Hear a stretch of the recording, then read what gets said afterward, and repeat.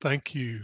Now we're officially being recorded. That's a new message. It didn't used to be on there, but uh, Katie, one of the things we're doing throughout this course is if you'll look in your guide there that you should have, there are pages where we keep up with our income and expenses, and Yeah. you'll want to do that every day, all through. Be very thorough.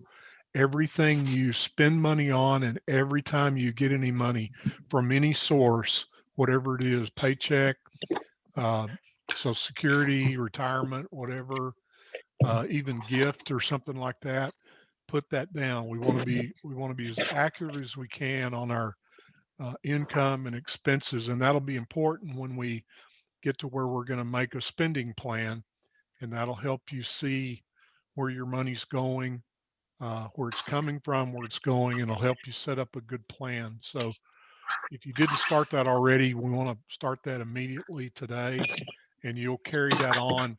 There should be several pages of that where you can do that in your guide. Also, it may be easier for you to get you a little pocket notebook, a little spiral notebook, like a 3 by 5, and you can keep that in your purse or in your back pocket. And then you've got it with you every time you go in and buy a soda pop or a pack of gum. You write down what you spend. We want to be that detailed about it. As we'll see, you'll find out how much those little things add up pretty quickly. So keep up with that. And same, Mary, same to you, same to Aaliyah. And uh, I'll remind you again before we sign off today. So Dr. Bobby, yes, ma'am. last week, you were giving us a survey link, Yes. and I did a screenshot of it, but I couldn't get it. It said that link doesn't exist or something, and I didn't know if you needed to share it again, or if maybe I didn't have the right link or something. I Maybe do. towards the end when we're all on, but Okay. I don't know if anybody's able to get that. I also texted it to you, I think, but Well, I do have it here. Let me let me try it again on my browser. Just okay. a second.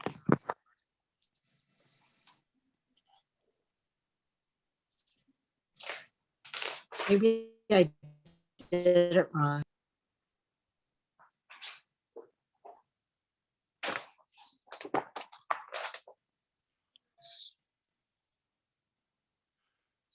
Yeah, it worked for me, Mary.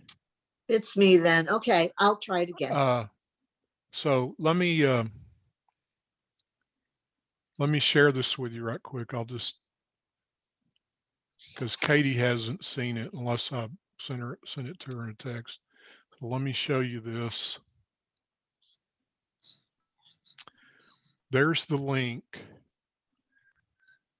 It's kind of a long, funky looking thing, but I just copied and pasted it in my browser and go, and it took me right to it. And then it'll just follow the instructions. It's easy after that, because you'll use this again at the end of our course to do a post-op survey, post-class survey. So I'll show that again in a little while.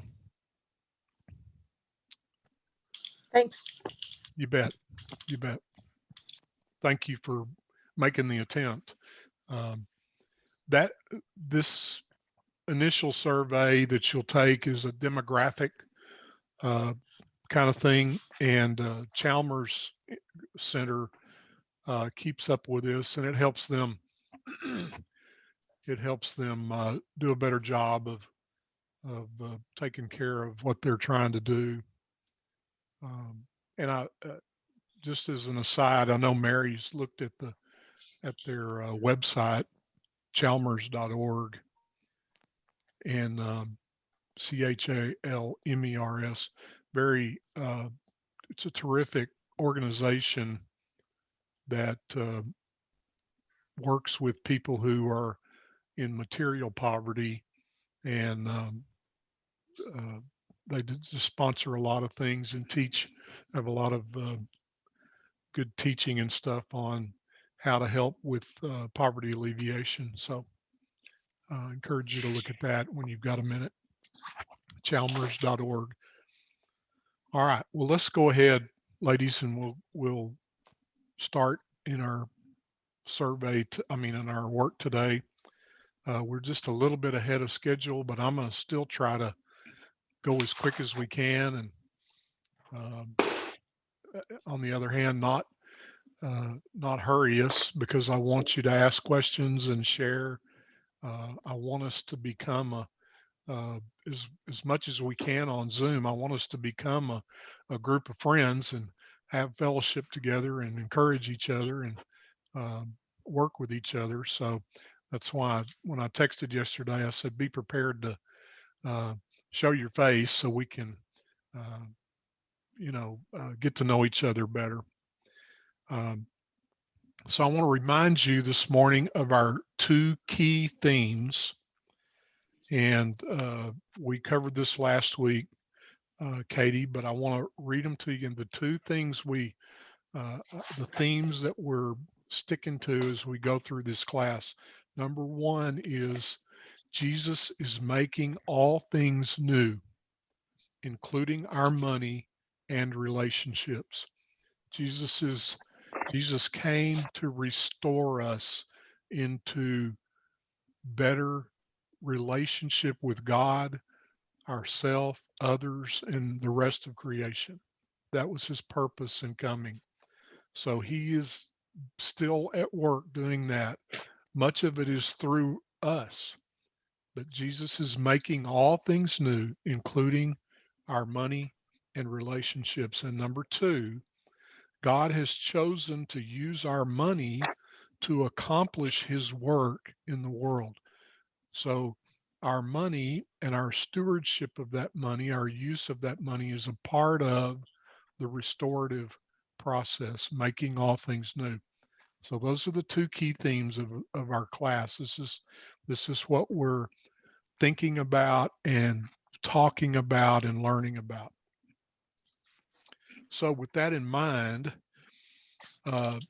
we last time described how our finances and relationships are connected, how our finances affect our relationships.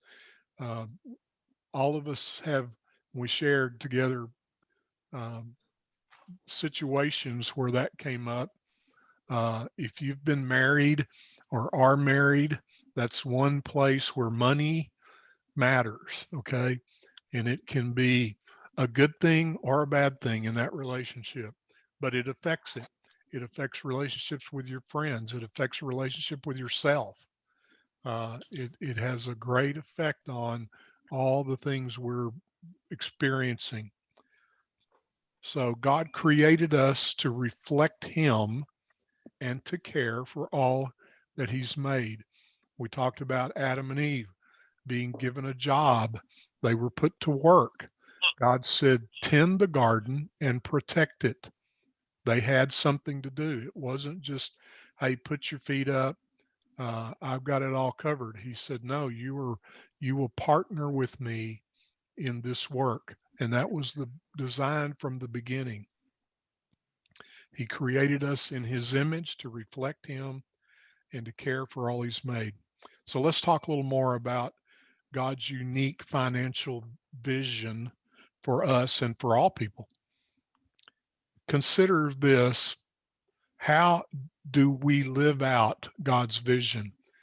Seeking financial flourishing of his kingdom and not just the acquisition of wealth. How do we live out God's vision? Seeking financial flourishing of his kingdom and not just the acquisition of wealth. Now, in reality, most of us don't consider that. We're about acquiring wealth, right? And we forget, wait a minute, there's another purpose. There's a better purpose for our money. So as an illustration, we're on page 20, by the way, in your participant guide. Look at the diagram there on page 20 of the house and think of financial flourishing like a house. The foundation of a strong financial house is a relationship with God. Friends, the everything in life is founded on, in order to be what it should be, is founded on relationship with God. It all starts there. That's the basis. That's the foundation of our life, including our money. Welcome, Caitlin. Glad to have you on this morning.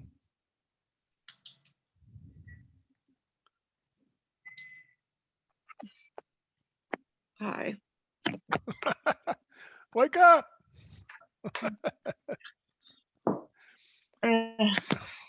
I got my coffee. There you go.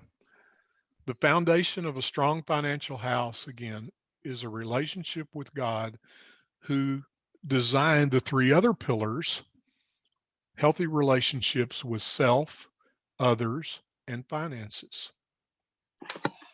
So like a house, we are interconnected and whole people, and we must also examine the other parts of our lives in order to have a restored relationship with our finances. We must look at the entire structure in order for our house to become a stable. So let's think about and share together, why must we care for these other parts, God, self, others, in order to have a strong, stable financial life?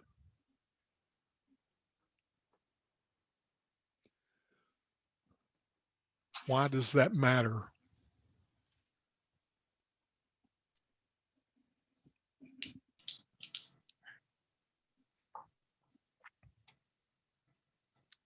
So let's start with relationship with God. You know, I don't know all of you and your, I don't know about your spiritual life, but I have learned, I'm 65 years old. I have some experience with this that is unique to me, but also common.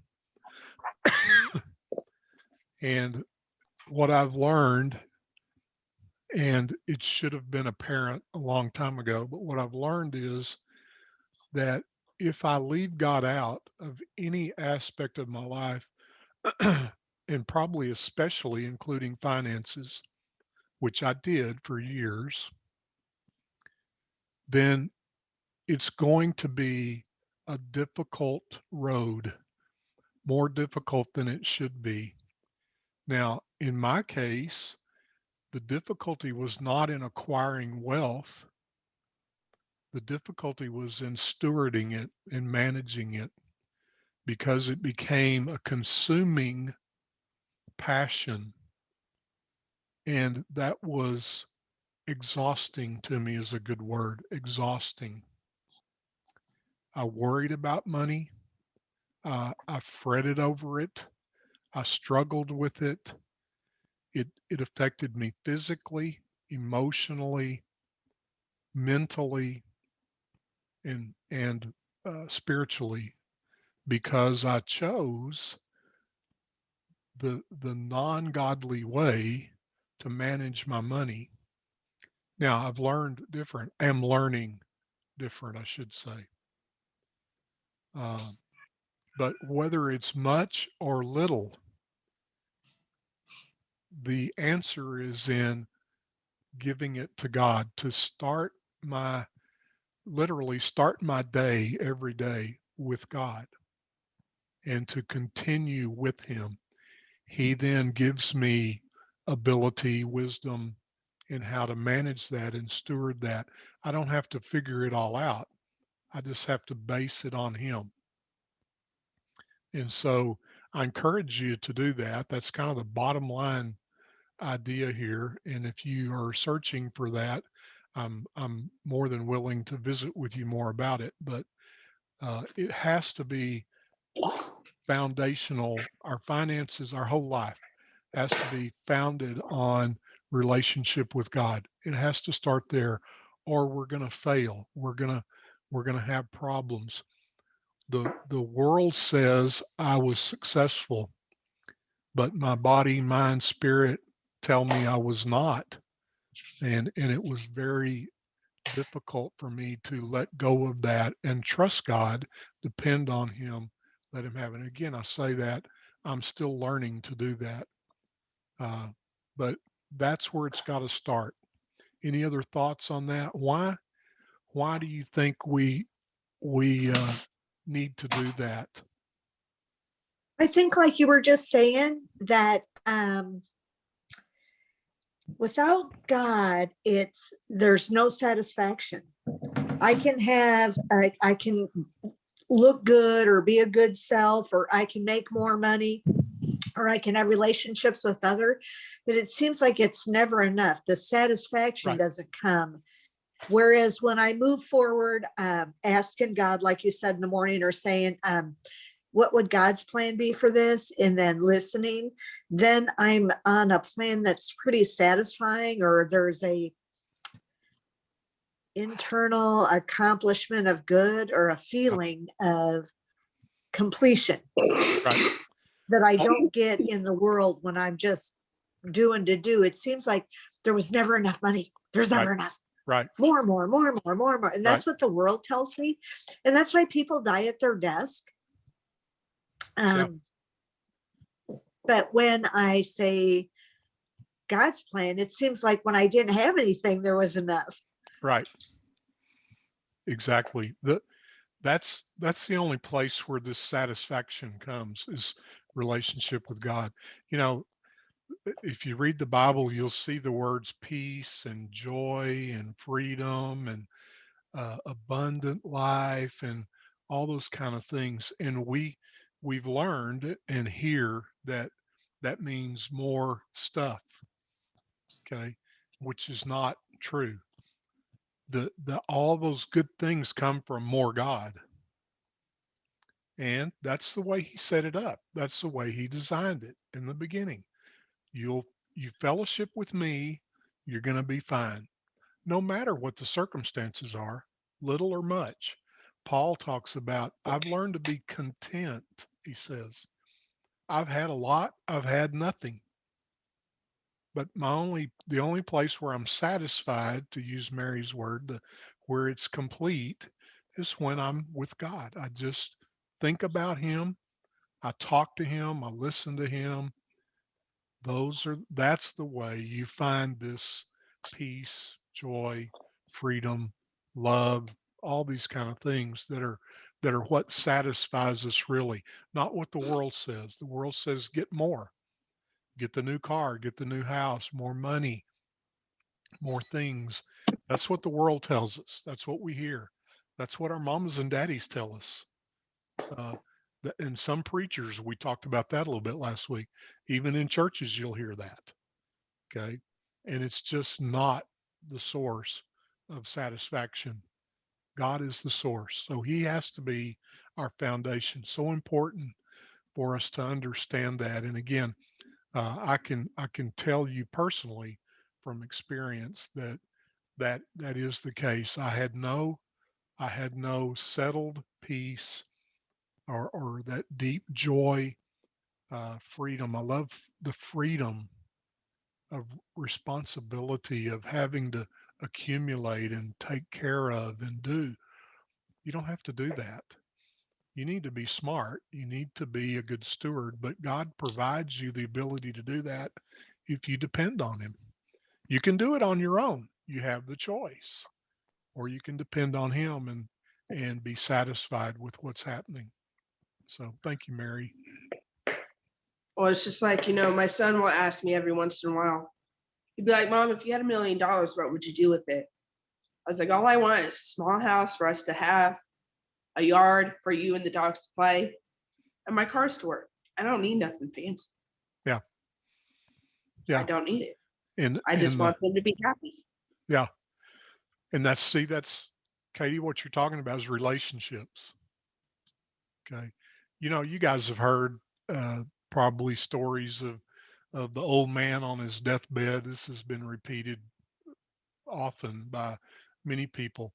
The old rich guy that's dying, and he'll say, I regret that I spent all my time making money. I should have built better relationships. I should have paid attention to my kids, my grandkids, and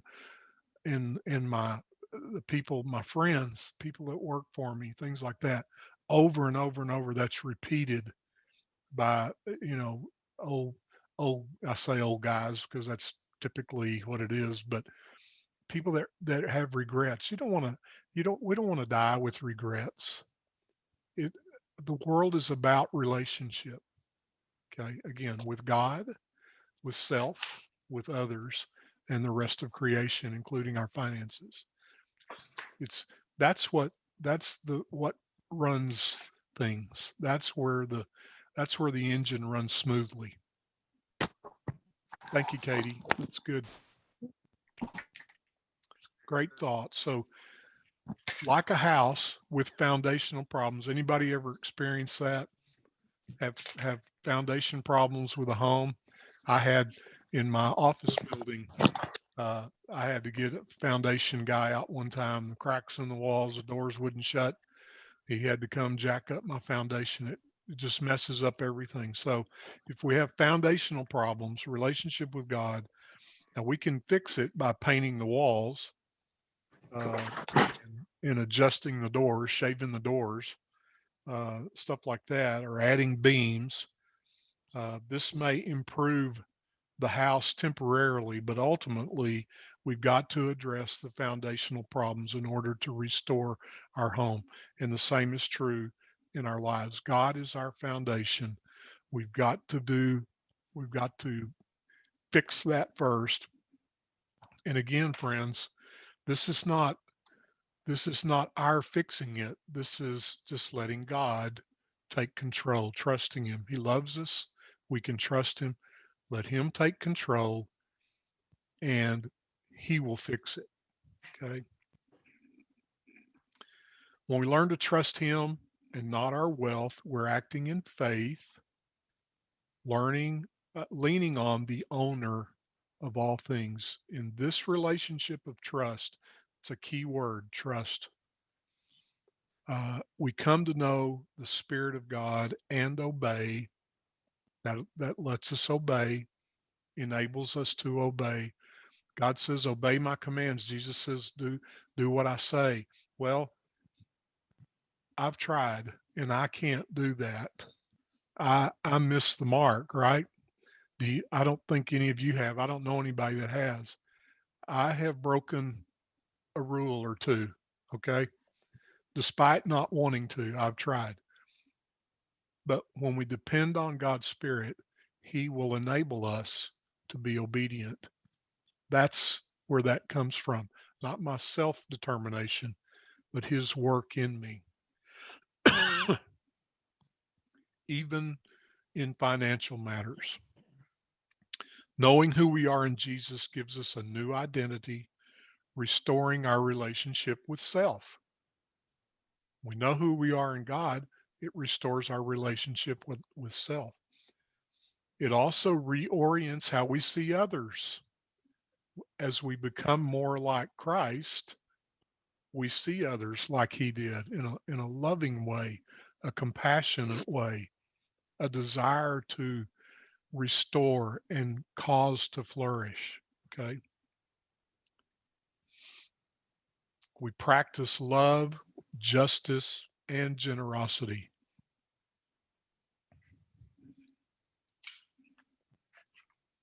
God's vision for financial flourishing goes much deeper than just money. He wants to restore that entire house. On page 20, you see a passage of scripture from Colossians 1, verses 19 and 20. Somebody read that for us and think about what this means for our finances. For God was pleased to live fully in his Son Jesus, and through him to restore all things to himself, whether things on earth or things in heaven, by making peace through his blood on the cross.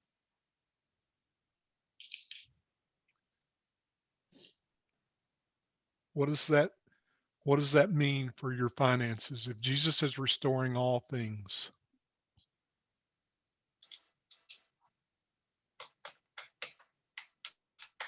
Well, it means all things. so does that mean we're going to get a lot of money if we trust Jesus? Maybe, No, maybe we're not. enough to take care, maybe just get enough to take care of ourselves, our family, and live as happily as we can with what we have. It'll be enough. Yeah. It'll be enough. And that might be a lot by the world standards. That might be not a lot by the world standards. But we're using a different standard here. Okay? We're using God's standard of enough. Jesus says in Matthew 5, ask and we'll give it to you. You'll have what you need. Look at the flowers of the field. Look at the birds of the air. They don't labor or toil, but God adorns them with what they need. He provides. He'll do the same for us if we trust him. Good. Thank you, Katie. Good discussion there. Jesus came to fix all the parts of our house. His work in the world is to redeem everything in heaven and on earth. Everything, as Mary said, all. It's not part, it's everything. He's not only concerned with fixing the spiritual parts of our lives, but all things. Knowing him can restore every relationship in our heart, family, friends, finances, even the way we view ourselves. So think about that for a minute.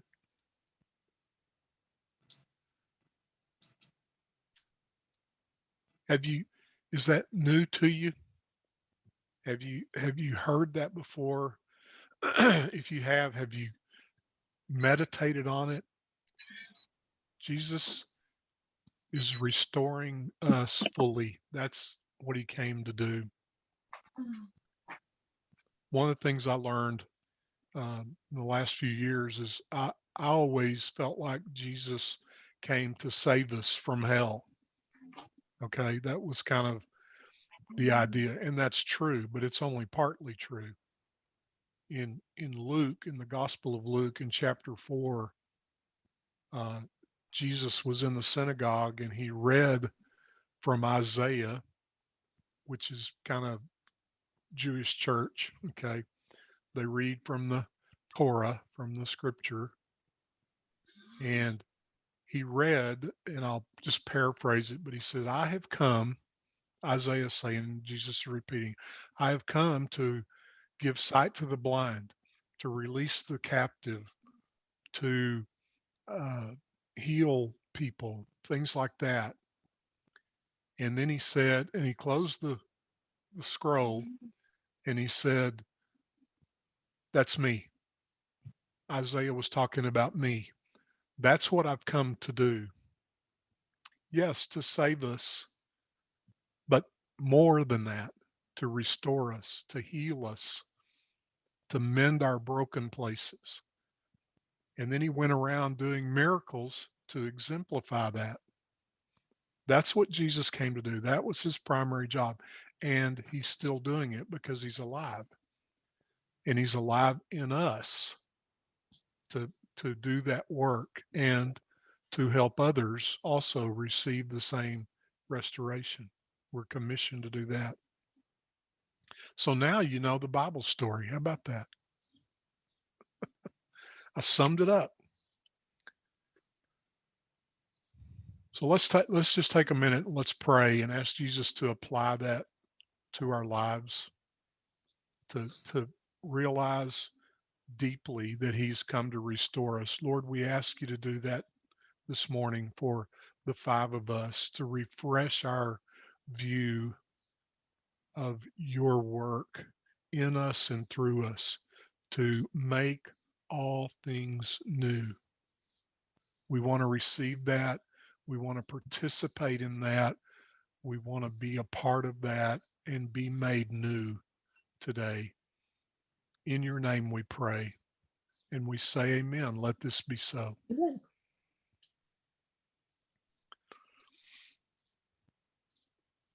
Okay, on pages 21 through 25 in your guide there, we're going to keep discussing how Jesus is repairing and restoring all things. So let's look at the resources and gifts he's given us as a part of our role in participating in his work in the world. And let me give you a definition of asset. Uh-oh. Uh-oh, what?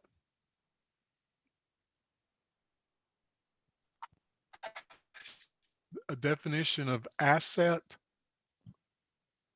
You were having a moment. Okay, hang on. Your internet went bad. You're back. Am I back now? You're freezing up on us. All right. Okay, you're gone. Oh, Oh, you're man. back. I usually get a message that tells me that, but Kinda. how about now? Better? No? Now. Yeah, Hang you're on. back. Hang on. There we go. Let's give it a minute to build up its strength.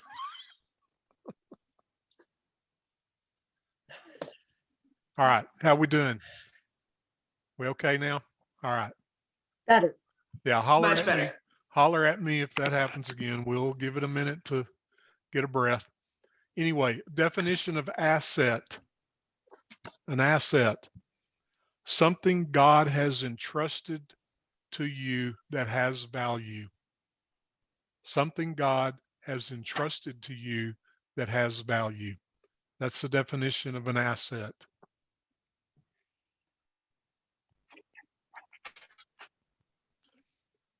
God gives us assets to care for the needs of our families and communities, not just ourselves.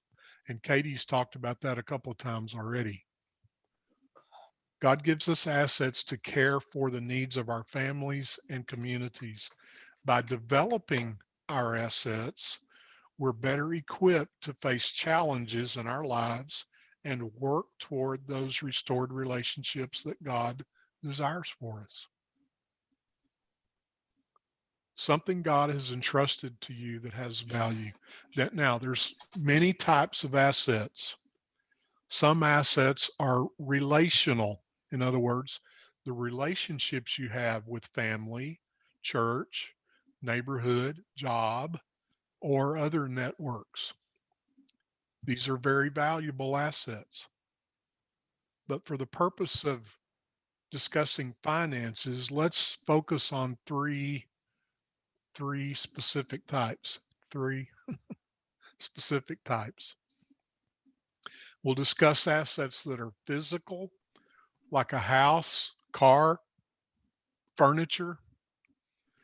We'll discuss financial assets, money in your pocket, in a savings account, or in a retirement fund. And then we're going to discuss human assets, which would be things like your education, training, abilities. All right. So on those pages 21 to 25, I want you to draw or write. If you're not artistic like me, when people tell me to draw, I'm like, oh gee, I can hardly do stick figures. But if you're a good artist or competent, then draw physical, financial, and human assets that God has given you. Just use your pen or pencil there. Take about 3 to 5 minutes. Physical or like house, car, furniture, things like that, things you can touch. Financial assets, money in your pocket, savings account, retirement funds, physical financial assets, and then human assets, education, training, or abilities you have.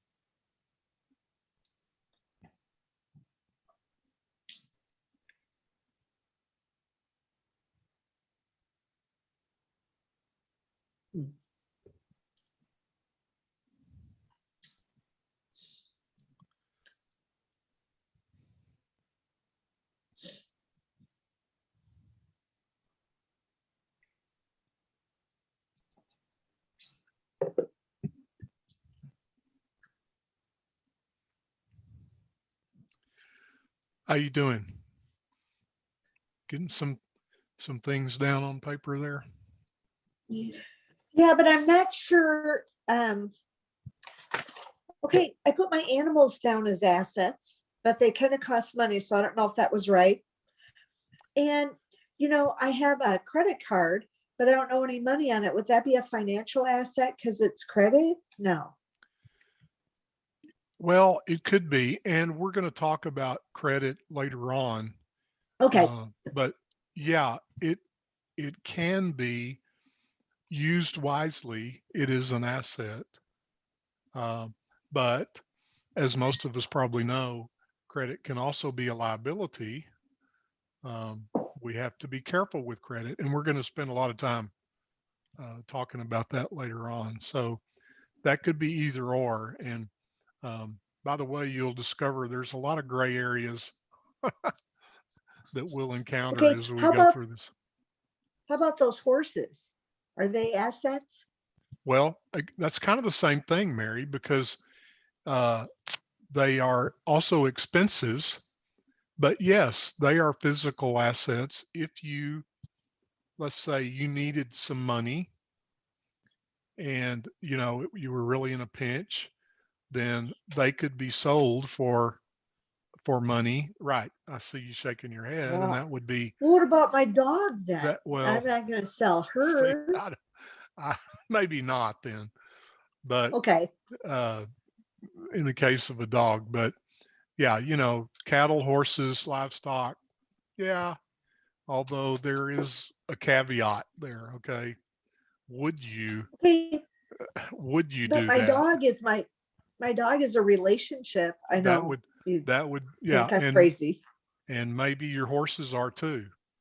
Yes. So, maybe not so much if there were cows, maybe not so much. I don't Okay. know that we, love our cows like we do our horses, but, I have chickens and chickens. they're not pets. They're okay. Yeah. So, you just have to kind of weigh that in your mind, but you could consider, I think you could consider them assets. If you were in a bind and it was either your house or your horses, you might have to make that decision. God forbid. But my chickens lay eggs. They're an asset. They're money Well, makers. there And you I go. got Yeah. bees, So- and those bees make honey, and they're like money makers. So Sure. the horses, not so much, unless I sold like, yeah, I could sell You're- manure for fertilizer. What? Go, I Kate. said your cows too, because you could sell them to make beef and steaks and all that other stuff. Okay. So She's on my wavelength. Yeah. So, yeah, sometimes you got to pick between relational asset and financial asset, you know. But what was I just saw a joke the other day on Facebook.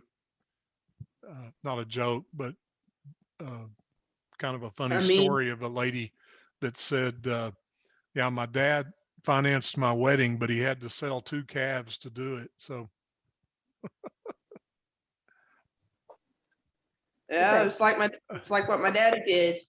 He had a 92 Chevy truck, 3/4 ton, all steel.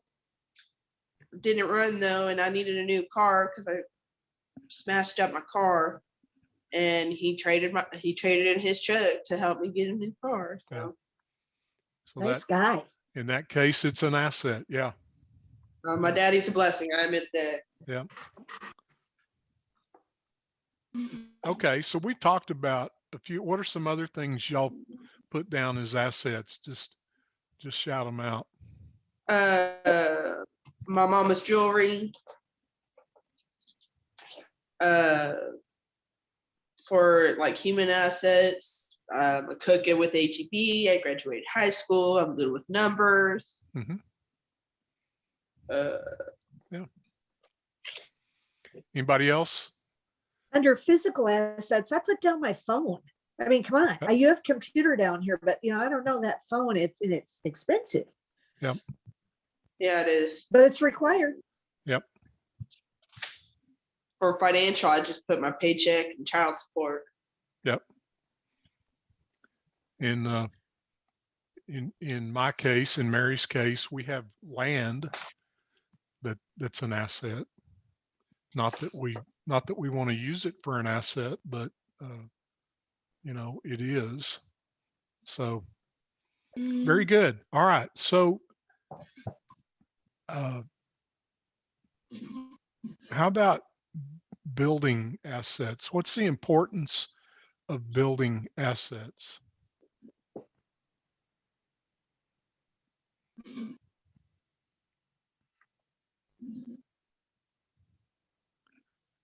Give me some ideas. Katie's mentioned one, providing the basic needs for our family.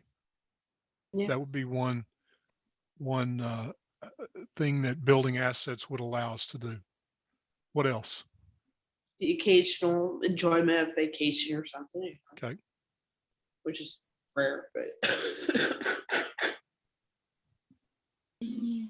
Well, I think I got assets, and my assets made assets, like those egg laying chickens.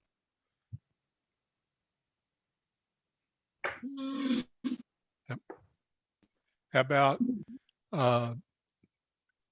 being generous? How about helping others in an emergency? If we build our Yeah. assets, okay, we've got a little bit that we could help our neighbor or our family. You just talked about your dad, Katie. yeah, my daddy helps me. I pay it forward and I help my friends on whatever I can if I can. So Nice. helps us help others in case of emergency. Our assets can help us generate more income.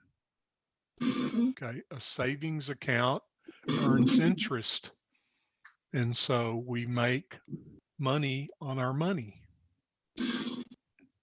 Okay, I live on retirement income,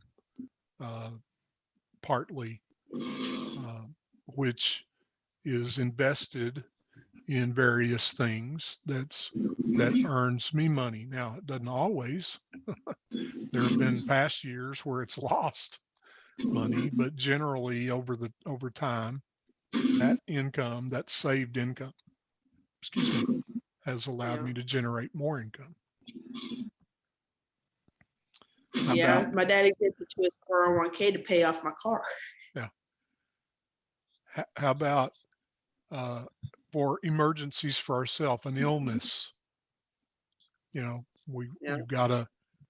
It's good to have saved assets or available assets to help us cope with an illness.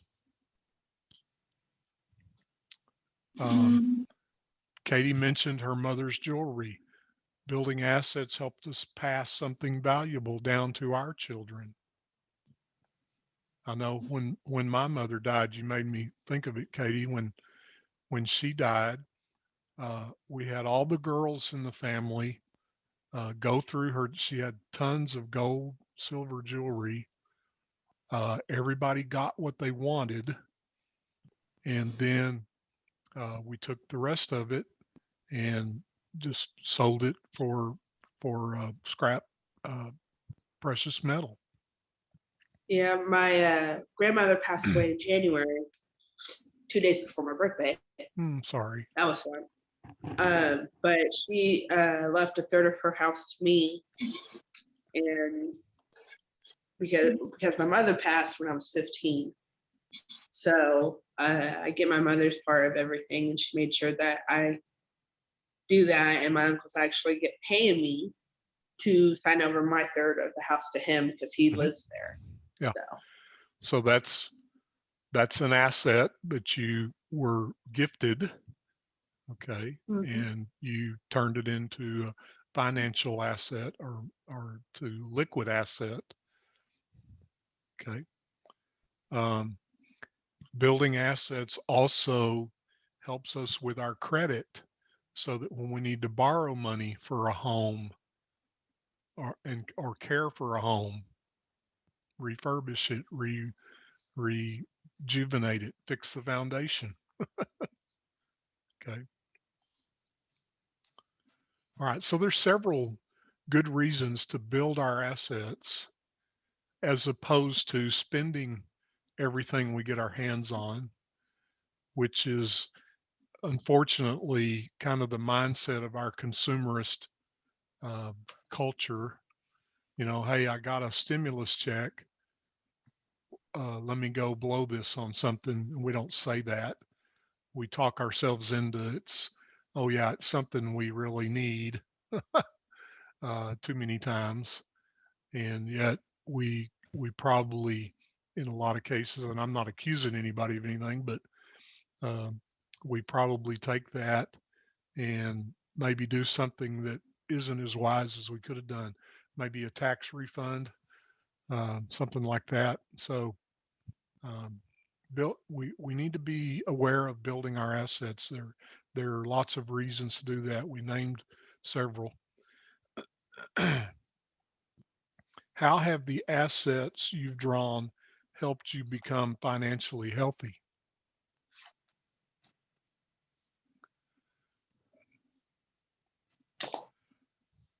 actually, I Or have one more physical asset. Mhm. I have about $3,000 worth of collector's Barbies. collectors what? Barbies. Barbies? Oh, those are valuable. Yeah. I have the entire. I have every single collector's Barbie of the Wizard of Oz Barbies. Wow. Yeah, that's a regret. We saved boxes for our daughter's Barbies and other things, but we took them out of the box and played with them, so that decreased their My value mama started somewhat. me on it, and I still do it. I still get a Barbie every couple of years from Yeah. family. If my dad sees one in the store that I don't have, he'll buy it for me. Yeah, that's a good. I've started a collection for my daughters. Yeah. I even have a King Kong Barbie of the girl with King Kong's hand wrapped around her. Never saw that one or heard of it. Interesting. But Katie, that hits like 3 of these. You know, it's valuable to pass down, like you said, for your kids. It's an asset that I think get increases in value. You know, the longer you have that Barbie, it goes up in value. It's kind of like gold. I know it's a Barbie, not gold, but to the Barbie people, it's gold. Yeah, but sometimes those Barbies are worth more than gold. Yeah. Yeah, yeah. In the box. Are you kidding me? So the Barbie thing, although it's a kind of a cute idea, that actually meets a lot of these. hmm I'm not a card collector, but I know I've heard that sports cards have skyrocketed in the last year, Hmm. and collector items are really a big deal. And they're kind of fun too, you know. It's not just, Yeah. oh, here, I'm going to put this in an account and save the money, but uh, you can kind of have fun with it too. I wouldn't necessarily recommend it because that's the kind of a market that can bottom out too. You know, people can get tired of that. It's not particularly safe, but nothing's 100% safe Amen. anyway. So thanks, Katie. Good ideas there. So let me ask you this: what assets might you better steward or save toward? Now, you don't have to share that, but you do need to think about it. What assets might you better steward or save toward? Actually, when my money comes in, I'm saving for a small house with a yard. There you go. And later in the course, we're going to have the opportunity to make a plan for building our assets. But today, I want you to begin thinking about how are you doing with your assets, and what might you do better. And we're going to talk about how to do better uh, more specifically, and build and make a plan for each of us. So kind of what Katie was saying, I'd save up and get a small house. Okay, so I did that. And then how I helped my assets is I paid my mortgage on time Mhm. and kept up with it. So it became even a bigger asset. Yeah. We, Yeah, I have 4 kids. You can do it. It's just hard, 4 kids is 4 kids. yeah. Yeah, We're, single we're mom, 4 gonna, kids. That's most of my money is going towards trying to find a small 3-bedroom house. God can do that. yep, yep. Um, and real estate is a pretty sound investment too. You get a small house, pay for it, value goes up many times, not every time, but Why only then 3 bedrooms? You'll have 4 kids. I have 2 boys, 2 girls. Okay, I think you need a 4 bedroom. I think you should go all the way. That's if I could find one. He's a big guy. Yeah. I know, but he's big. So I'm praying for that for you now. Right. Yeah. Thank you. Yeah. Yeah, actually 4-bedroom would be good because my boyfriend has 4 kids too. Oh, Yeah. Now you're talking about 9 bedrooms. yeah. You want They want a we don't get them on the weekends. They can All camp right. out in the living room.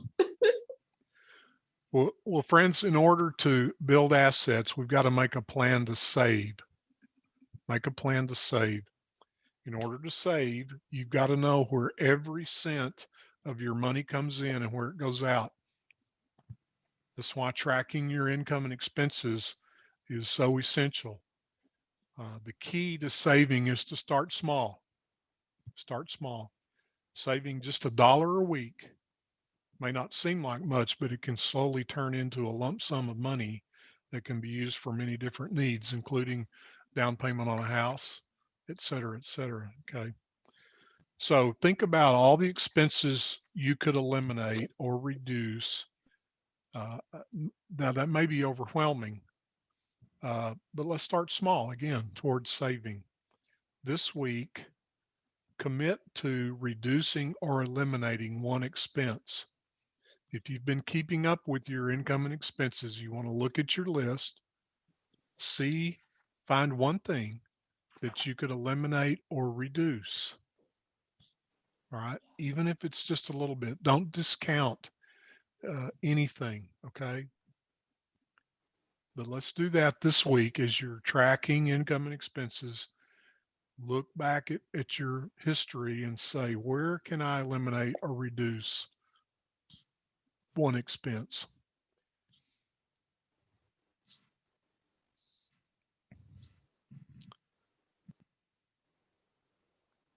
And then on page 25, if you've already thought of one, write that down. This week I commit to reduce or eliminate what? It could be just one soda pop a week or two, or all of them. They're not good for you anyway. Could be any number of things. Look at or think about. I know Katie hasn't had the opportunity to start her list, but Aaliyah, Caitlin, Mary, you should have thought of or been doing that, and you can look and say, where can I eliminate or reduce one thing, and write that down there.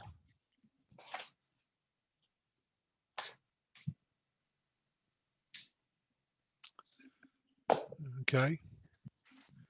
So continue this week. Again, I know I'm saying this over and over, but it's so critical to you being successful in this class.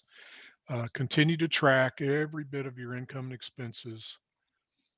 This is essential for building your spending plan in our future lessons. You can't skip over this and expect long-term change. Give us courage, God, to do this. Give us the power, the ability to do this. We want to reflect your image and glory in Jesus' name. Let this be so. Okay, ladies, we're going to move into Unit 3. So why don't we take a little break? Let's say 3 minutes. I've got 9:59 on my clock, and we'll come back at 10:02. Just stretch your legs a minute, and then we'll pick up with Unit 3. All right. See you in 3 minutes.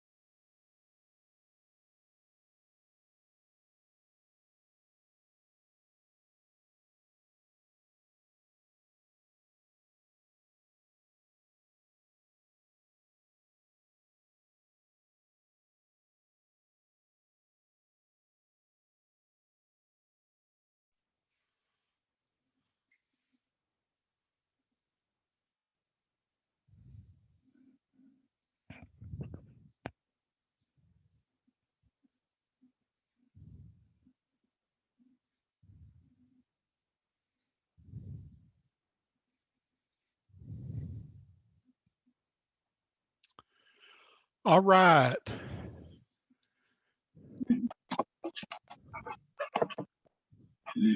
Welcome back.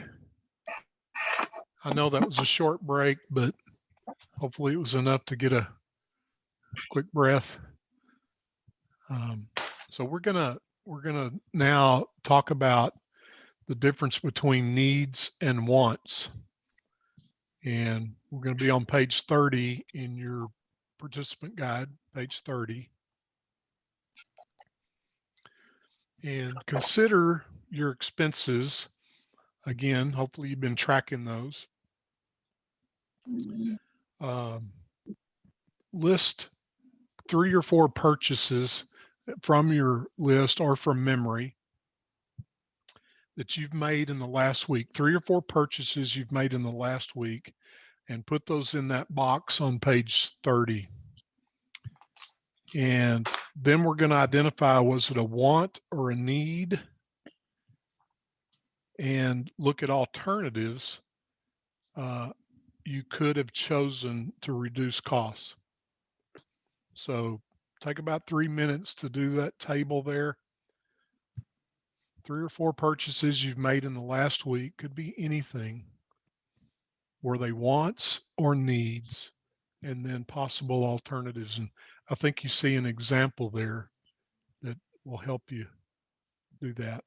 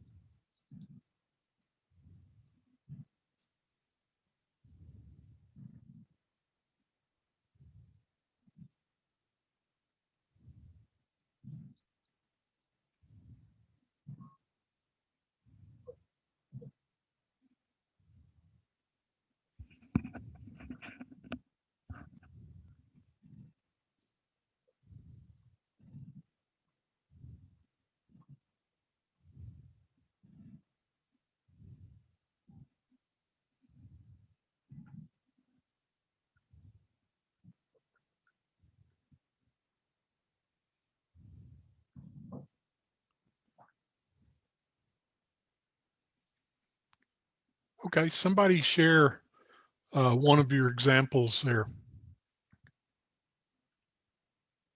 Something you spent money on in the last week.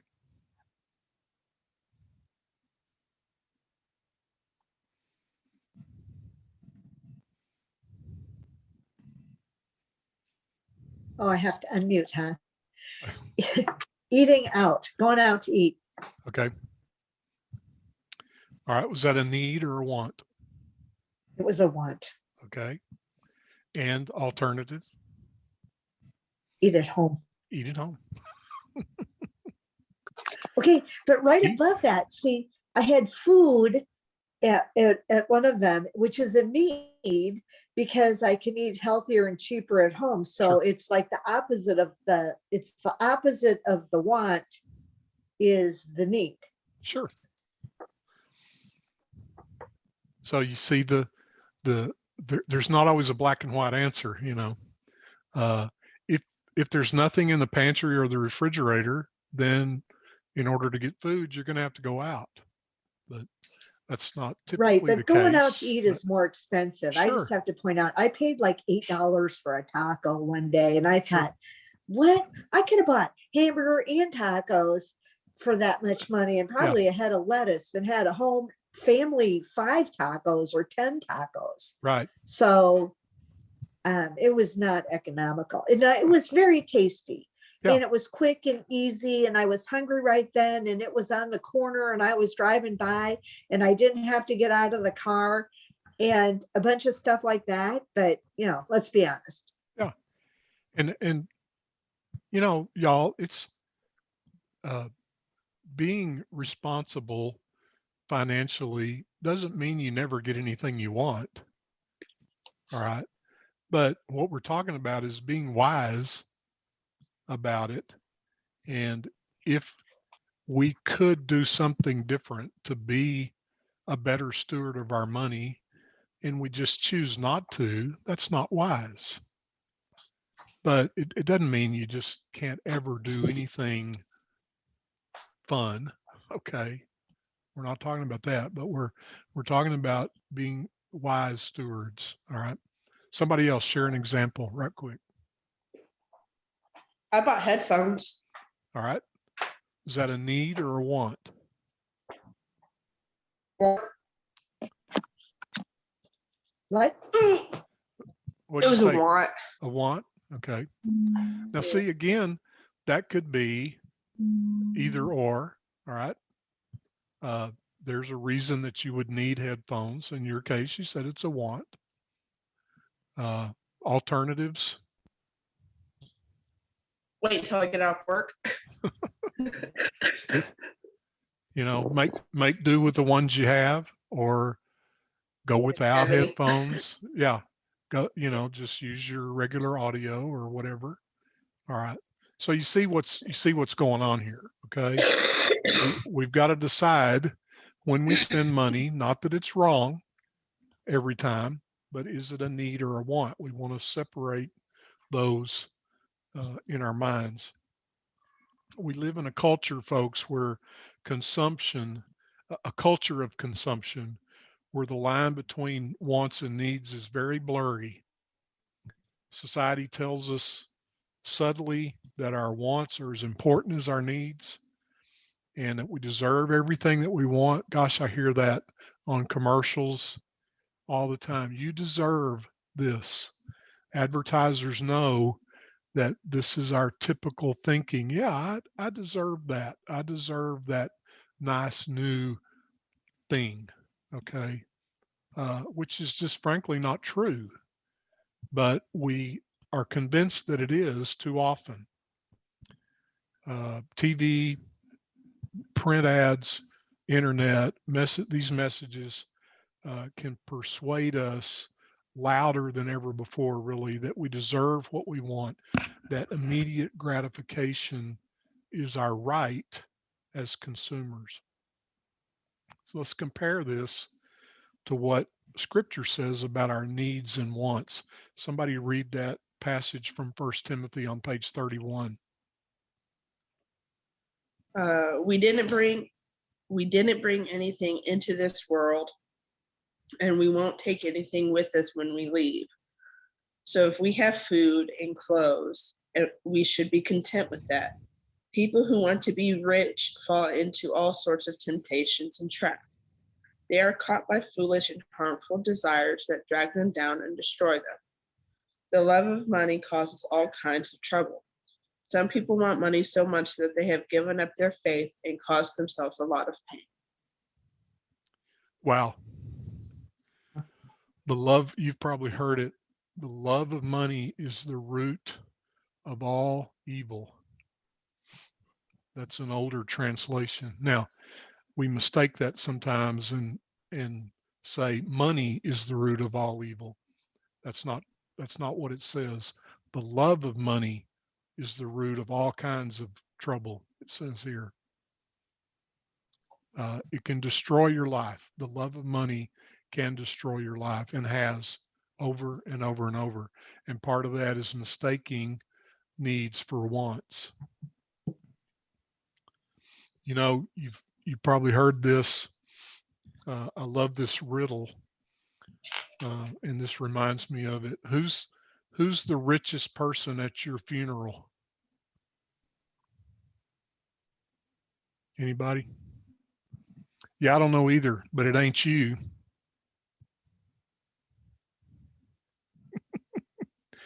No U-Hauls behind a hearse. Right. Okay. Really, folks, it's we almost trivialize this and chuckle about it. But I want you to But let then this. if you think of that riddle another way, you can say that you are with how many, with all the visitations of your friends and family Right. there to see Talk- you off. Talking about it, rich in different assets. You're right. Right. You're Or if you're right, going to Katie. heaven, you are Yeah. the richest person. Yeah. Yeah. And that too. But of course, I'm referring to financial riches. Oh yeah, then no. But you see what I mean. You know, Yeah. the fact is you're not taking your money with you when you die. And there are several proverbs. In fact, Solomon talks about what a foolish person is that is going to leave all their wealth to somebody who's probably too stupid to deal with it. And why would you do that? You know, now that's kind of a awful way to think about your inheritors, but sadly, it's true too many times. But and of course, that doesn't mean spend it all either, but it means be wise about it. Okay. So I want you to think about this. Who defines your needs and wants? Is it God or the culture around us?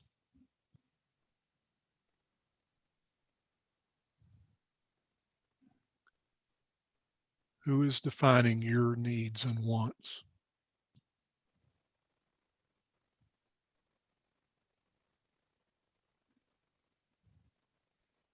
I shared with you earlier that for much of my life, I used the cultural definition of needs and wants. And I felt like that to buy things that I could afford or even not afford were my right. I deserved them. I worked hard. I should have them. And friends, it literally sucked the life out of me in many ways, including physically. My body suffers today with pain and maladies that I wouldn't have to deal with except for the fact that I allowed culture to define my success.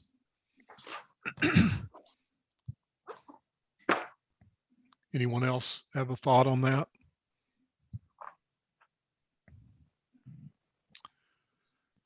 So we need to, again, we're back to this relationship to God, this foundation. And we've got to build on that, including with our money, or it's going to crumble. The foundation has to be God. And so let Scripture, including this passage we read, tell us, define for us what our needs and wants are.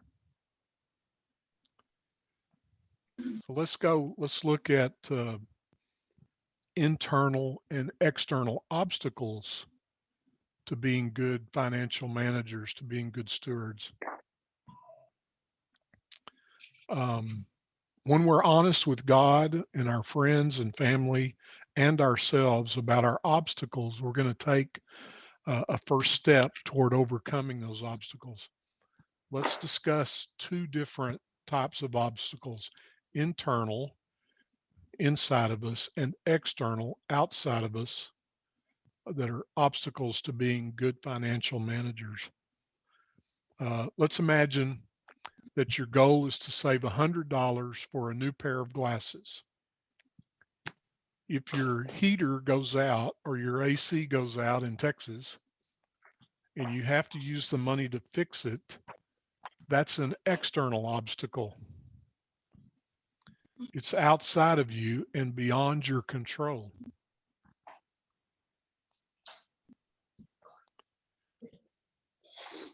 So let's look at internal obstacles. Your goal again is to buy a new pair of glasses, but let's say you're out with friends on a Friday night and you say, oh, I can wait on those glasses. I'd rather upgrade to a new smartphone. Now the obstacle is internal. Okay. And think of needs and wants. You need AC in your home, or in the winter, you need heat. Okay. I think we learned that in February when many of us were without heat and it was 0 degrees. Not that it was broken, but we know we needed heat. Versus I would rather spend on a new cell phone than to save for the new glasses that I need. Internal obstacle, right? Do you understand the difference there? Pretty clear, should be. But those are the two kinds of obstacles that keep us from being good managers of our money. Well, let's look at Eva and Isaac again. Remember, we read the introduction to their story last week. We're on pages 31 and 32. And as we go through this, I want you to note which of their obstacles are internal and which are external. And I want you to just jot those down or draw a picture to remind you of what they are. So Eva and Isaac's financial obstacles. Which ones are internal, which ones are external? Eva's mother, her husband Isaac, and her son Michael all help out when they can. But Eva feels great responsibility to provide for the family. Her mother's medical problems have also added to Eva's daily tasks. Isaac works odd jobs and helps around the house, but his irregular income means that they must rely on Eva's to survive. Isaac is frustrated because he wants to do more, but he can't find consistent work. With cigarettes at $6 a pack, Eva knows she can't afford to smoke, but she still buys a pack almost every day now. It's easy to step out for a smoke during her breaks at work. Food is getting expensive too, with Michael getting older and eating more. Because the family does not own a car, they buy groceries at the corner market where Eva works. The store is expensive. A loaf of bread costs $4.25. Now these may be dated prices, but the idea is that they're shopping at the corner market, the convenience store, and everything there is more expensive. You probably know that. On top of utilities, laundry adds up in cost. Eva doesn't have a washer and dryer, so she must use the laundromat when it is open, safe, and most likely to be empty, which is always during work hours. Doing laundry eats up the entire day by the time she loads the cart, drags it to the corner, and waits for machines to open up and for the clothes to dry. When she has to do it at night, Eva doesn't feel safe. Isaac used to help with the laundry, but since Eva's mom moved in, he stays out with his friends as much as possible in the evenings. Sometimes Eva visits Gloria, a wise older friend from their church. Through their talks, Eva has come to believe that God has the power to repair all of the broken things in her life. She knows that he can give her patience and perseverance when her obstacles become too large. Eva is learning to trust God to get her through daily struggles and to believe that he has the power to provide for all her family's needs. Still, some days when Eva wakes up, she closes her eyes again and tries to avoid facing another day. Eva feels very sad, lonely, and overwhelmed. The financial burden she feels is heavy. She is thinking of taking another payday loan. Eva remembers the trouble it brought her last year, but she reasons the money could help her. She could buy that used washer and dryer for $50 at Payless Pawn Shop down the street. Plus, the sales agent said he'd sell Eva the washer and dryer plus those earrings she's had her eye on, all for $80. All right, identify Eva and Isaac's financial obstacles and struggles as internal or external. Just throw some of them out there. Her buying her cigarettes. Okay, internal or external? Internal, because she knows that she can't afford it, but she still needs it. Okay, Wants it. you're right. I would call it external because Yeah. because it is something she can control. Okay, so I knew that's what you meant. Yeah, I Yeah. actually put external on there too. Yeah. Yeah. What else? What are other obstacles there?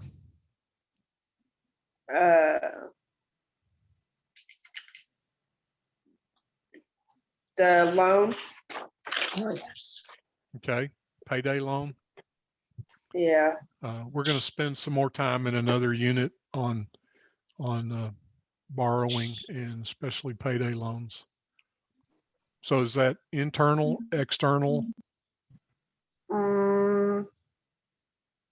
Internal. Okay, that's hard to figure out, isn't it? Oh yeah. Yeah. Yeah, it is. So I kind of again, put it internal and external because she also wants those earrings for it. Yeah. Well, let's think about going for a payday loan. You know, it's an easy thing to do. It's not a wise thing to do. I don't know if you know, folks, but they charge exorbitant interest. It's a very tricky kind of thing.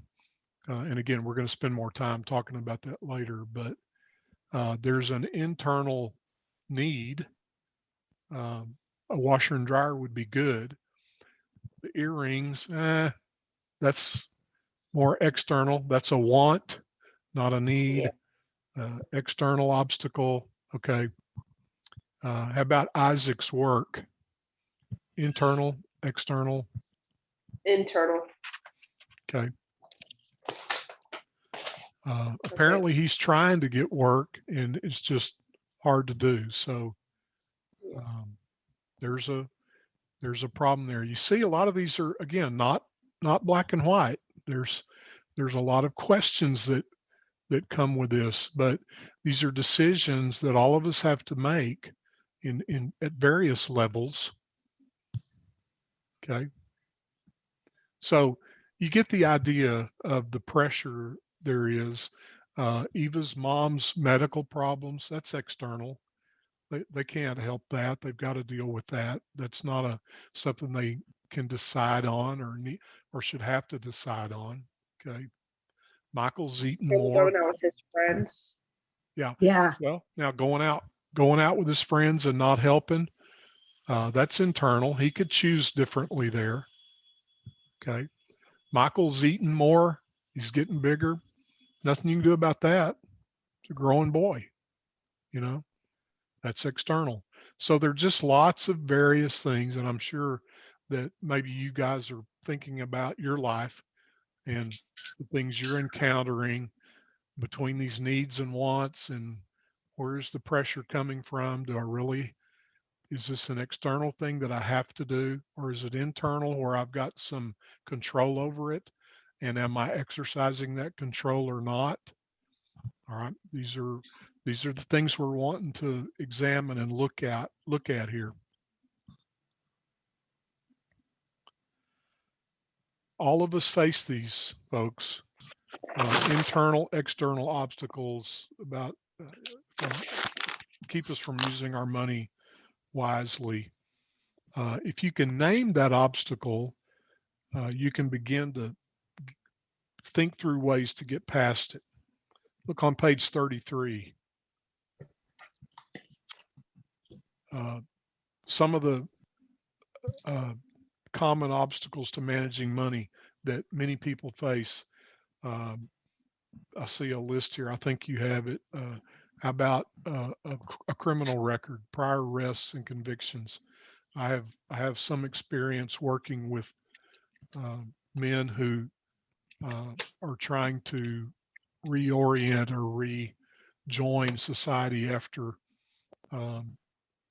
serving time for various crimes. Exceedingly difficult to overcome a lot of that. And it's not just the prejudice of that, which is understandable. It's not just the prejudice of employees, but there are things, getting an ID, taking care of fines, child support, all kinds of things that come up for these guys that want to, straighten up and fly right, as my dad would say. And it just becomes almost overwhelming sometimes for them to be persistent in pushing through these obstacles. So other things, obstacles, illness, high medical costs, and then how about just low self-esteem or depression, anxiety, the relationship with self things. Eva's really struggling with, as we heard in her story, waking up in the morning, just dealing with the day. Goodness gracious. So that comes into play. Lack of transportation. Katie, you mentioned that, needing a car that works. Yeah. It's interesting in Eve and Isaac's story. At least they have a store they can go to. You know what? I discovered this. I never thought about it before, but you remember Hurricane Katrina in 2005? We had Yeah. several folks that came to Waxahachie, were evacuated here, and I helped deal with that. And we had a group that stayed at the gymnasium at First United Methodist in Waxahachie, and they lived in New Orleans, where none of them had cars because they didn't need them. They rode the bus or walked. Everything was right in their neighborhood. And they came to Waxahachie, and HEB was 6 miles away to go to the grocery store. Now we don't think anything about it. We just drive over there and go to the store.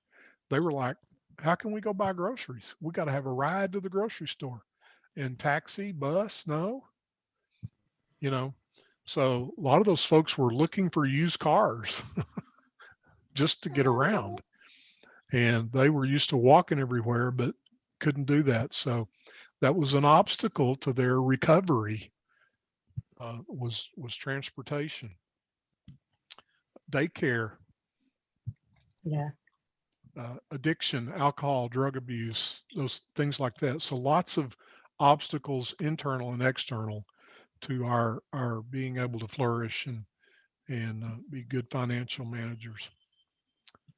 On page 33, draw a circle and write or draw your internal or external obstacles to being a good steward. Just do that quickly.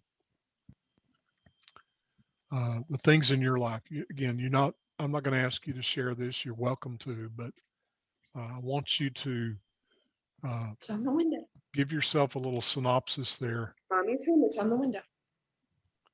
Sorry. Put your internal ones inside the circle, put your external ones outside the circle. But what are the obstacles that are keeping you from managing your finances well?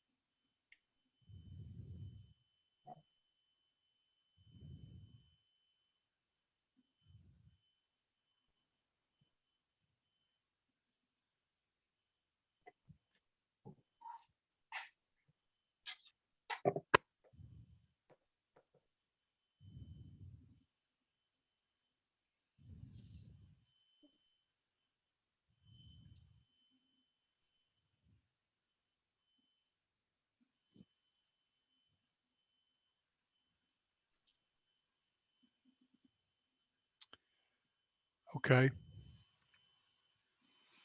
Everybody got a picture there, a good idea of what's going on with you. Now on this next section, I'm gonna assign this to you as homework.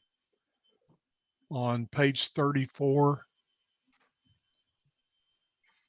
it says reflect on our obstacles, or maybe not says this, but it's asking you to reflect on your obstacles and think about how Jesus empowers us as a community to overcome them. I want you to do that between now and our next session.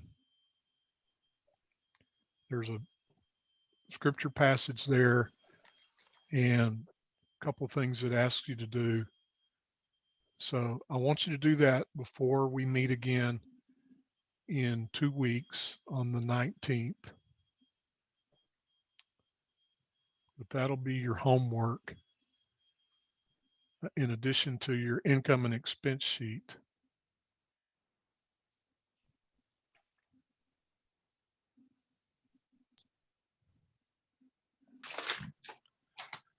Okay, now we're going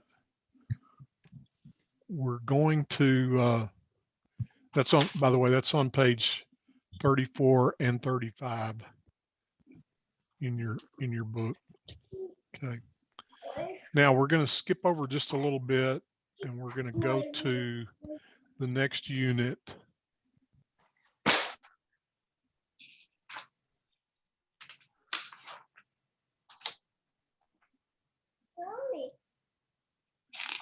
We're gonna start and talk about goal setting. Anybody ever had experience with this or heard a lesson on goal setting? I was in business, owned a dental practice for 27 years, had a solo practice. In 5 years, I was in a partnership, and we constantly heard, as far as the business side, is that you have to set goals. And I'll tell you, and I'll probably repeat it, a goal does not exist until you write it down. You can put it in your head. Yeah, I've got a goal. I'm going to lose this much weight. I'm going to save this much money. I'm going to do this. It doesn't exist in your head. It's fantasy. But when you write it down, it becomes a real goal. Okay. So as we talk about this and you make goals, make up your mind to set goals, always write them down. So let's look at a story from the Bible again, page 40. And we're going to start to talk about saving. We've looked at obstacles, needs and wants, the necessity to save, the reasons to save. So let's expound on that a little bit. Let's consider the story of Joseph from Egypt. Remember Joseph in the multicolored or the Technicolor raincoat? That's an old musical. Mary's nodding about it. You young ladies probably have no idea what that is, but it was actually a Broadway musical in the 70s, I think, that was based on the story of Joseph loosely. Loosely. Yeah. My kids like the cartoon version called Joseph, the King of Dreams. Yeah. They love that movie. Yeah. So Joseph from Egypt, he was a man who went through a lot of suffering. He was even sold by his own family into slavery. But he had great faith and trust in God, even in captivity, and God did not forget him. During the time of Joseph, the Pharaoh or king of Egypt had a dream. So what I want you to do is kind of lean back in your chair, close your eyes, pretend you're dreaming. Don't fall asleep. Pretend you're dreaming and imagine the dream as I tell it to you. All right. Here we go. You're dreaming 7 cows came up from the Nile River, fat and sleek. After them, 7 other cows came up, scrawny and very ugly. The lean, ugly cows ate up the 7 fat cows. Then 7 heads of grain, healthy and good, were growing on a single stalk. After them, 7 other heads of grain sprouted, thin and scorched by the wind. The thin heads of grain swallowed up the 7 healthy, full heads. Okay, wake up. Dream's over. After hearing that dream, that's the dream Pharaoh had. Listen to how Joseph interprets it. God gave Joseph a special ability, a miraculous ability to see the meaning. So as you listen to this, think about how this applies to saving and goal setting. Somebody read that for us, page 40. And Joseph said, And Joseph said, God has shown Pharaoh what he is about to do. 7 years of great abundance are coming to the land of Egypt, but 7 years of famine will follow them. The famine will be so bad that you won't even remember the abundant times.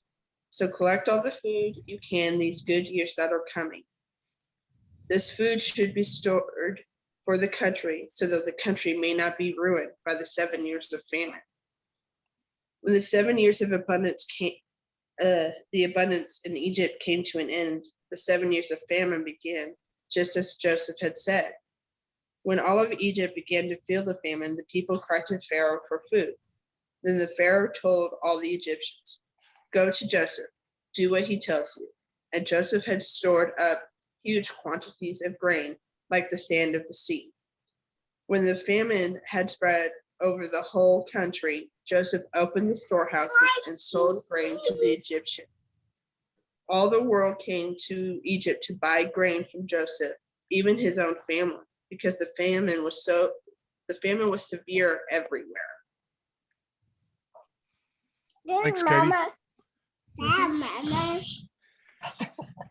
How did Joseph use his abilities to plan ahead, save, or set goals?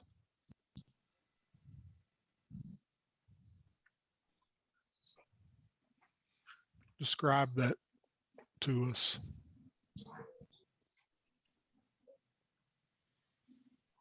Well, when he had extra, when there was abundance, he saved, because obviously during the abundant years they had to eat too. So there was regular eating. And then instead of getting real fat and eating all of it, they saved up the extra for the years when there wasn't any. Right. So he set a goal of having enough food for 7 years. He put a plan into action. He planned ahead, predicting the future. Now, Joseph saw the future because of the dream interpretation. We don't always, or ever see the future. However, if we're wise, we expect to have lean days or years. Yeah. And so we prepare, plan ahead, put it into action so that we're ready for those lean times and we have what we need to get through them. He set goals, he met them with a plan of action. And God and Joseph, in addition to that, Joseph used the assets God gave him, his ability as an interpreter and his stores of grain, then to support his family and the community. If you know the story, and it mentions it here, eventually his own brothers came to Egypt to look to look for food because the famine was also going on in their homeland in Canaan. So, like our second theme, where God is using our money to restore, to make all things new. Joseph used his resources as a part of something bigger than himself. Saving and planning was not just for his personal gain or security, but was part of God's work of restoration. So I want you to consider a time in your own life when you set a goal for the future and fulfilled it. You set a goal for the future and you fulfilled it. What were the key actions you took to meet your goal?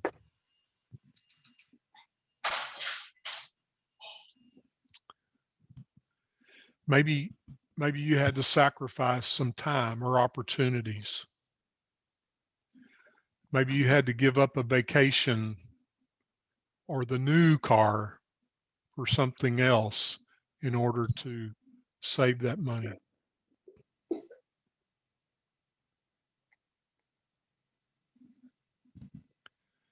Give me some ideas on how to meet your goals. How would we meet our goals? Well, my husband and I save for vacation. We don't go into debt for vacation because vacation is a want. And I want vacation. So we usually, almost always what we do is pick out where we're going to go. Then we figure out how much it costs. And then we figure out when we want to go. And like if it's a year ahead, then we divide the cost for 2 people to go plus some extra money by 12. And we look at that as a monthly saving thing. You know, if that's too much, then we look to go in 2 years. Yep. And that way we can divide it and have a real amount, because I will go unrealistic. I'll go, we can save half of our money, but that doesn't work. And then I'm disappointed. So we use the amount of time as the way to make it affordable. And we have gone on some really good vacations, but sometimes we have to wait 3 years to go. So we go. You made a plan, you put it into action, you made some sacrifices, you changed some habits, did some things differently in order to get there. Okay, very good. Plan ahead. Oh, and we put that money, that money is not in our checking account. That money is moved to the vacation account. Yeah. So that as a motivation, I can look at the amount in there and go, that I'm going to stay the course and keep doing it. Yeah. I don't let it just kind of be like you were saying about writing a goal down. Well, for this goal, we write it down in a separate account. And very good, Mary. But one of the things you mentioned too is you often or sometimes you have to delay gratification. can't do it next year. We gotta wait 2 years or 3 years. So you delay that gratification. Very challenging in our culture. All right. Again, we deserve that vacation, right? By golly. But You also know, something to look forward to, yeah, it's a goal, yeah, and it's a fun one. And so, along the way, I buy a guidebook and I start looking up what we can do instead of spending money. I'm planning more on the vacation. right, right. We have that's very familiar story. My wife and I want to go to Disney World. We have been before, and we want to go again. It's been several years. So we had a plan to go last uh, November 30th, 2020. Well, guess what? We had a global pandemic, in case you missed it. Uh, so we decided to wait till next year. We like to go in the wintertime before Christmas. It's less crowded, several reasons for that. So we had to delay it a year, but that's also helped us financially um, in order to prepare a little better for it. Um,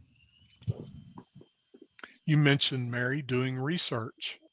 Okay, so how can we, in the case of a vacation, we're doing the same thing. We're looking at where we should stay. What are the benefits, the costs, uh, what we're going to eat, all kinds of things, and there are lots of little perks that you can buy from on this Disney vacation I'm talking about, but that's true for anything. Do we really want to do that or not? Will this will this be a cost savings thing, or is it just an expense we don't need to do? Here's one that is part of our plan sometimes that not everybody thinks about, but sometimes we need to give up harmful relationships.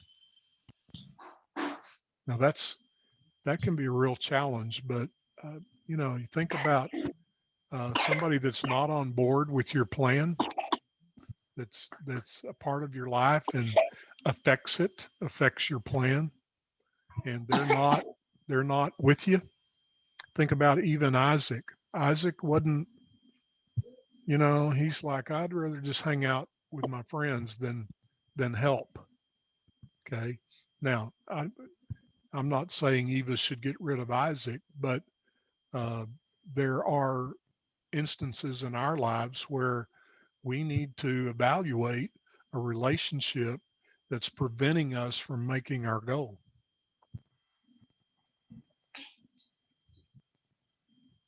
So those are good thoughts, folks. Set a goal, plan of action, how you're going to do it, stick to it, trust God, um, listen to Him, tell Him your plan, ask Him about it, listen to what He says about it, okay, and then go on from there.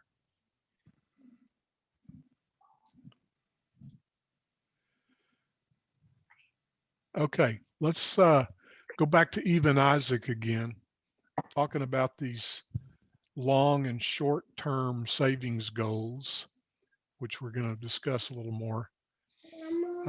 Eva and Isaac needed a clear, actionable goal setting situation if they're going to succeed at saving. They know that saving is essential and there are no shortcuts. They also know they've got to do it together. And meeting their goals is going to require sacrifice, discipline, and help. Everybody's got to be in on it. Like all of us, sometimes we just struggle to get by day to day and meet our basic needs. Um, so remembering Eva and Isaac's background, what they learned as kids growing up about money, and then the situation they're in, son, mother living with them, struggling with money and job. Eva's working steady. Isaac's struggling with that.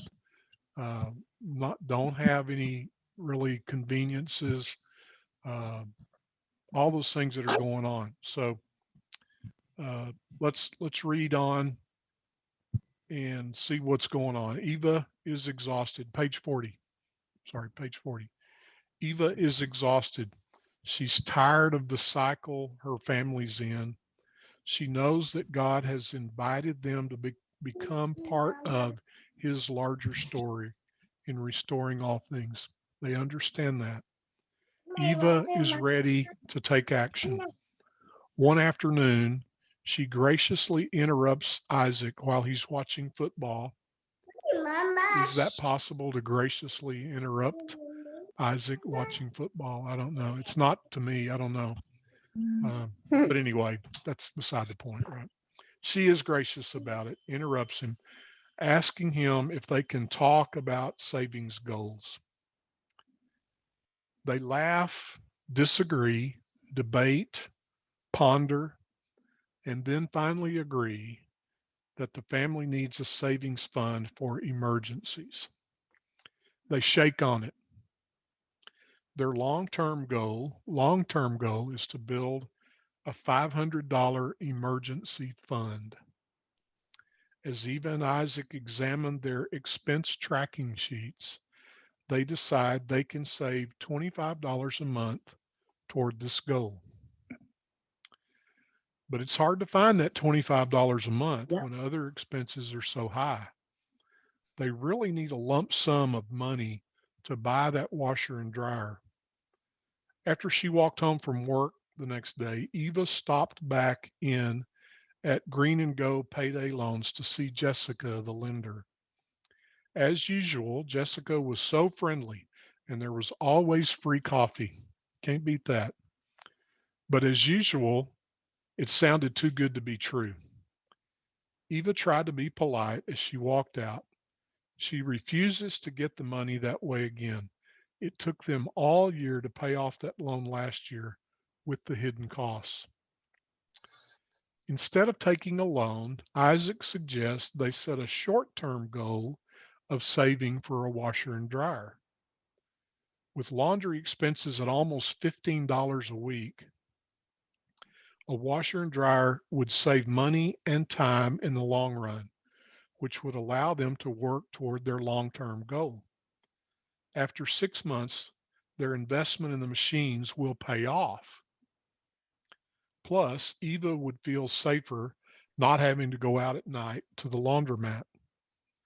If the machines were at home, her mother said she would also be delighted to help. Eva's mother asked around at the church and found an elder she trusts who agreed to sell his good used set for $60. Eva's mother introduced the elder to the couple. His set is more expensive than the $50 at Payless Pawn Shop, but Eva knows they are good quality and will make their investment worth it. To reach their long-term goal of having an emergency fund, Isaac and Eva know they must be faithful to their short-term goal of getting a good washer and dryer. So they're working together short-term and long-term. They commit to saving $10 a month toward the washer and dryer. The elder agreed to accept the $10 a month from them until the washer and dryer was paid off. It was a done deal. They shook on it 3 ways. If they stick with it, they'll have the washer and dryer in 6 months. Now, Eva and Isaac have a savings plan. This gives Eva even more motivation to cut back on smoking. But she knows she can't do it alone. She tells Isaac and her mother about her plan to cut down on smoking and asks for their support. They all agree to think about ways to cut costs. Isaac agrees to eat in for the rest of the month. Plus, he suggests some ideas about saving energy. That night around the table at dinner, the 3 of them prayed together about their savings goals. So look at page 42 and look at Eva and Isaac's savings goals there. So they want an emergency fund for the family of $500. Their time will be about 2 years. That's 20 to 24 months. And the monthly cost is $25. Their short-term plan to reach their goal is to commit to develop a savings fund, and plan together to invest in the washer and dryer. Okay. Long-term goal is a $500 emergency fund. They know they need $25 a month for about 2 years. So they're going to together, and this is key, folks. We talked about this a minute ago, but relationships are key. You need your family, any significant people in your group to be in on this. That's kids too. Okay.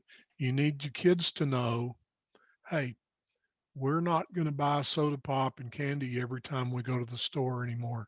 Here's why. Just tell them, explain. We need to do this. We need to do that. Now, look, I get that a 2-year-old understands different than a 10-year-old, but be honest.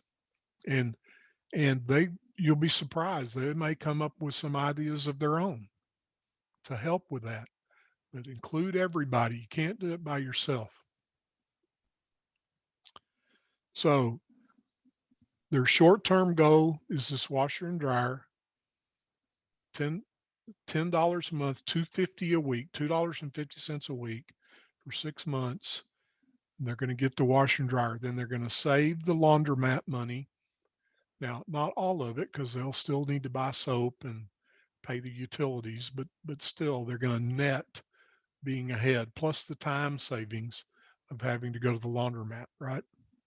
Okay. So now, what do you like about Eva and Isaac's savings plan? What do you like about it?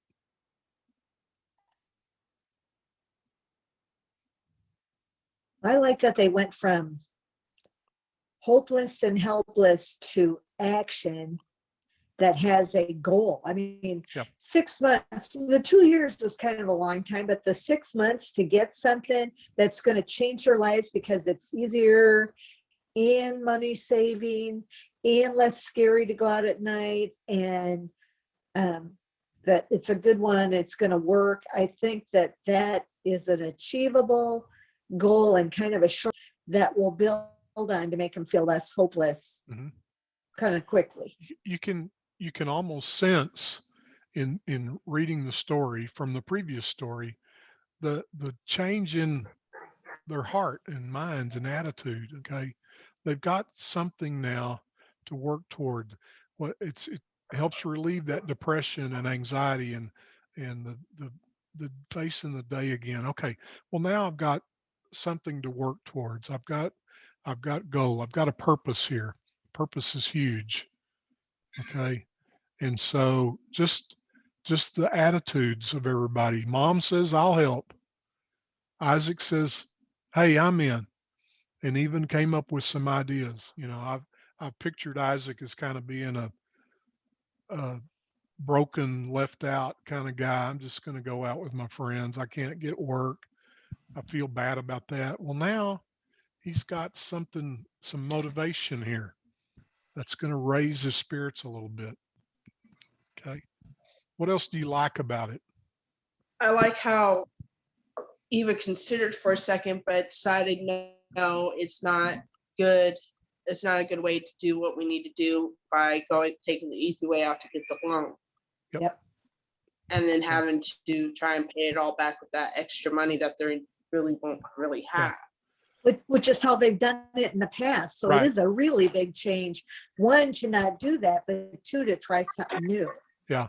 Yeah. In her bad experience, she used her bad experience with a payday loan to teach her. She learned the lesson. Okay. Now that's not the way to do this. So let's investigate other ways. Let's move forward. Okay. Very good, Katie. Thank you.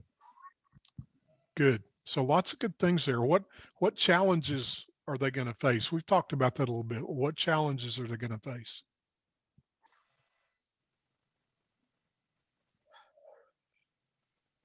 Well, they had one goal, the long-term goal, and now they added the short-term goal. So it's more.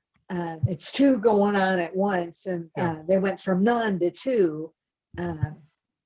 Yeah, it may take a little longer for them to accomplish the long-term goal, but the short-term goal will actually go towards their long-term goal Right. of saving that money. They're connected. Okay. Yeah. They one helps the other. Yeah. Yeah. Obstacles. They may struggle a little bit to try to get that done. Yeah. So maybe the long-term goal, now that they had the short-term goal, needs to be pushed out like a month or two to make it easier to get both done. See, they set about 2 years. So they've given themselves 20 to 24 months. So they don't, if they don't make it in 20, okay, well, we said 24. So we're not failures here. We're not going to be defeated by this. Other obstacles. How about cutting down on smoking? Yeah. Mm-hmm. Yeah. Yeah. Anybody that's had a bad habit or has a bad habit knows how that's difficult. That's an obstacle, internal and external. Yeah. Okay. And we didn't mention it in their story, but if I said it a minute ago, spending less on snacks and treats at the 7-Eleven, you can cut down on that. Boy, it really adds up. And we're going to look at that later in a chart that's pretty interesting, but how much difference that makes. So there's just changing habits will be hard. I'm sorry, Katie, go ahead. Like going from, how you have your favorite brand and everything else, going to a cheaper brand. Mm-hmm. That's just as good. Will actually help save money too. Right. And Isaac agrees to stop eating out for the rest of the month. And, that's a long time. Sometimes it's eat out less. Yeah. Get going. And like hundreds right there. Right. But eat out maybe only once a week as a special thing instead of going from whatever to 0 is kind of hard. Yeah. And your goals need to be realistic. Yeah. And he didn't say, on the other hand, he didn't say, okay, I'll never eat out again. He just said for 1 month. He said a time. I'll do it for 1 month to see how it goes, and then maybe. Yeah. And it could, as Mary said, it could be, I'm going to do it for a week or 2 weeks, but set something. Give yourself an object, an objective place to meet, thing to meet. So yeah, like take your lunch to work to cut down eating out at lunch. There you go. Which automatically does it because now you have a plan on how not to eat out at that time. Right. Yeah, or sometimes I'll go and take my lunch, but I don't ever eat, and I wait until I get home to eat. Yep. Okay. So notice how and we mentioned this, their short-term goal connects to their long-term goal. That enables them to immediately start taking small steps, like $2.50 a week, saving $2.50 a week. That contributes to their long-term goal of protecting the family with an emergency fund. Note how that working together through their finances is helping to restore relationships in the household.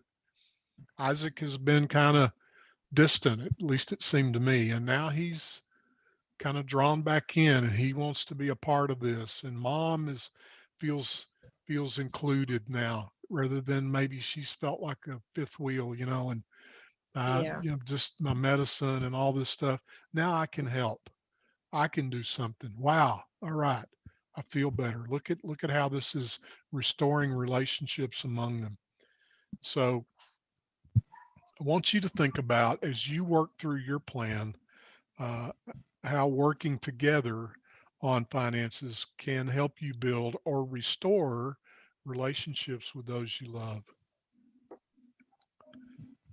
Okay. Folks, let's take just a quick break, again, like 3 minutes.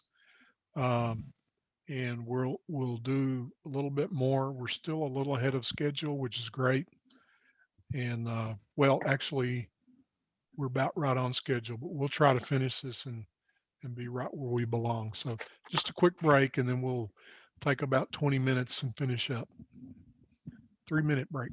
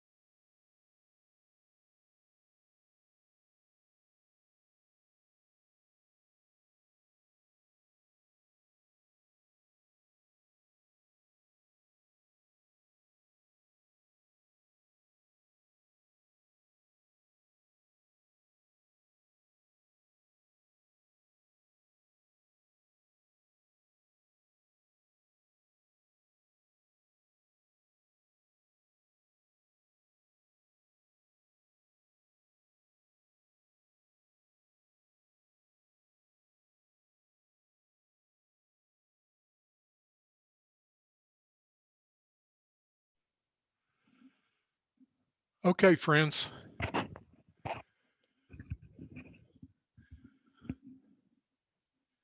Back to studying. We're on page 43 now.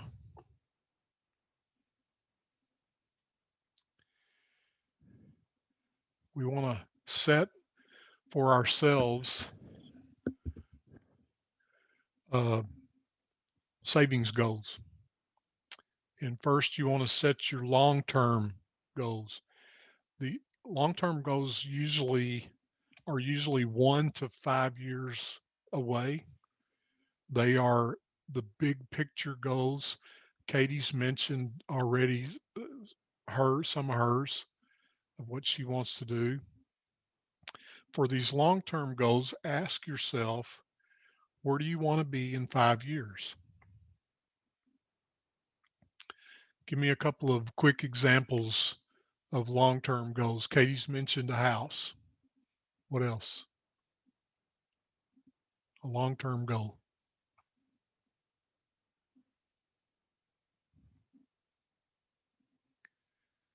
Could be to have this emergency fund that Eva and Isaac are talking about. Okay. It might be a new or a good car. It may not have to be brand new, but a good car. It may be saving for vacation or college or more education, a training program. I have a friend right now who's learning nursing. She's 45 years old and she decided she wanted to become a nurse. So she's saving money in order to pay for that. So long-term goals, 1 to 5 years, typically could be more or less, but you get the idea. Now, short-term goals. You want to set short-term goals, things you want to accomplish within the next 6 months to a year. Usually short-term goals are steps toward long-term ones. What are some quick examples of short-term goals?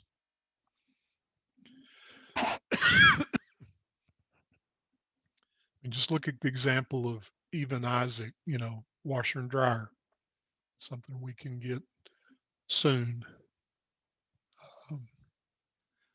This could be paying off debt, paying that payday loan off or whatever, paying your credit cards down.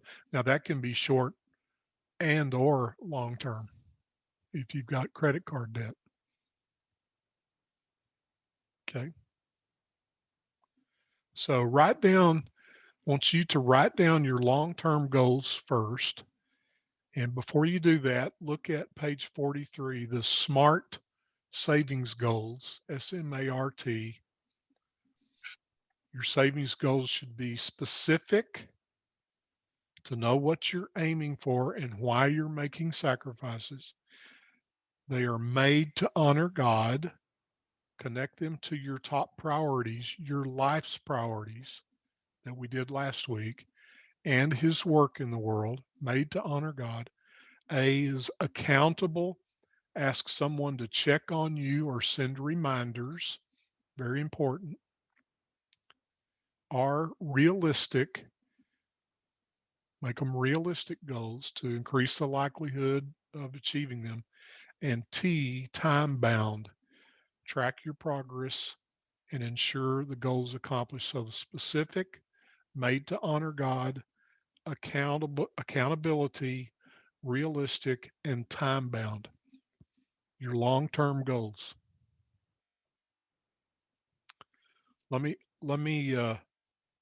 give you some examples here, and you let me know if you think they fit this SMART savings goals. How about save $200,000 over the next 2 years? Is that smart? Is that a smart savings goal? It is time bound. Is it realistic?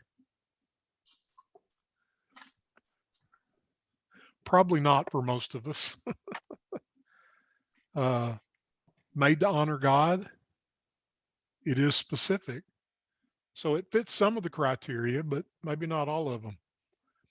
How about this one? Get more money for emergencies. It's a good idea. It's God honoring. Is it specific? No. Okay. Time bound. Okay. So No. you see how all these need to apply to your long-term savings goals.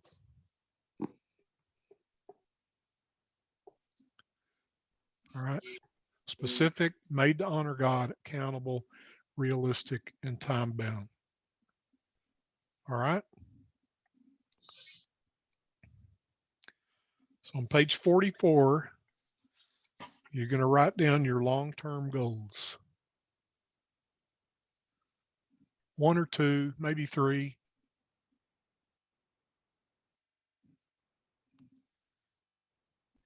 Take 2 or 3 minutes to do that.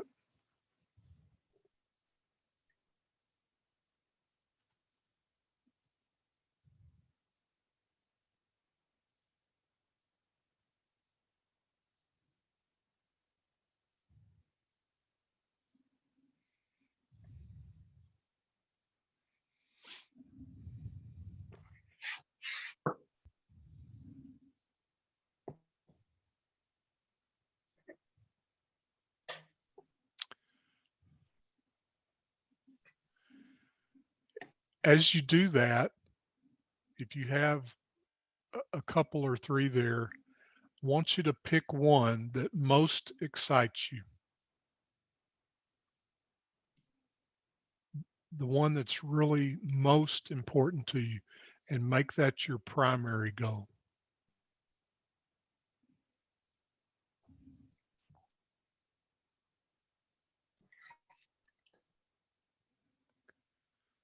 Commit yourself now to accomplishing it. And then think about, how does this goal align with God's plan to heal relationships?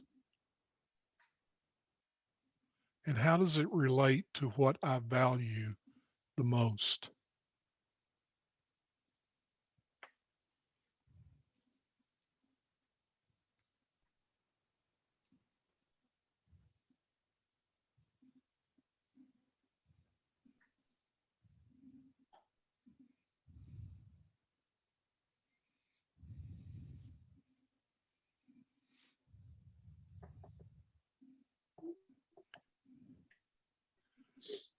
Would somebody like to share a long-term goal you've selected?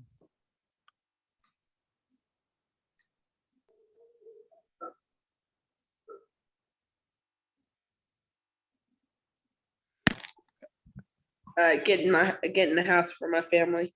Okay. Think about too, Katie, thank you. Why is your goal important? What's the time frame? What's the cost? And how you'll reach it?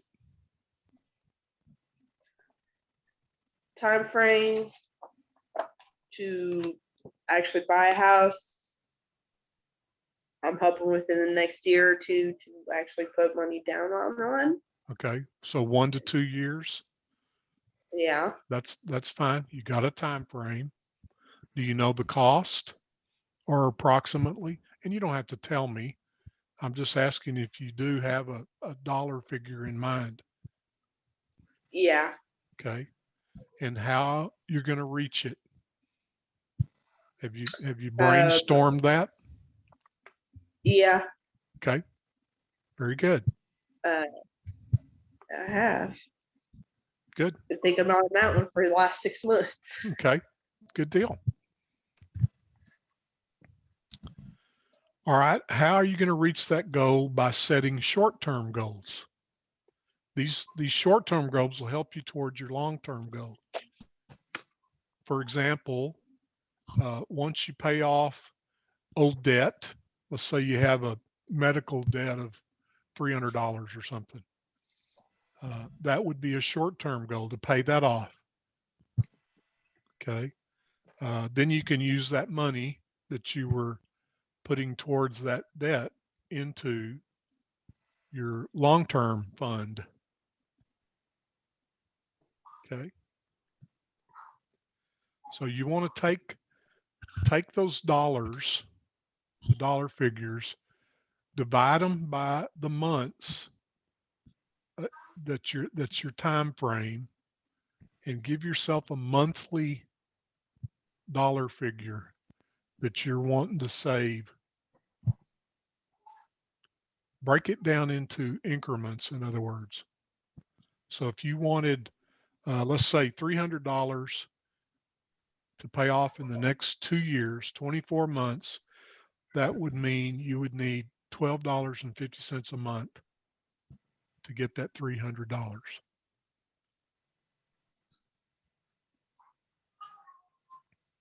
Okay. Now on your short-term goals in your notes, I think it's on 45, maybe 46. List 3 short-term goals that will help you reach your long-term goal. And there's an infinite number of things where you're cutting expenses or increasing income or using the money differently, shifting it around. In other words, instead of this, you do this. 3 short-term goals. And then calculate how much you need to save each week and describe how you're going to do it. And this is for yourself. How much will you need each week to make that short-term goal? I did it. Look it. Okay. Mama. Wow. Wow. Look, Mama. Go help Sissy clean. Wow. Okay. Now, look at your short-term goals, add them up to see how much you've committed to save every week. And is this a realistic amount you've set for yourself?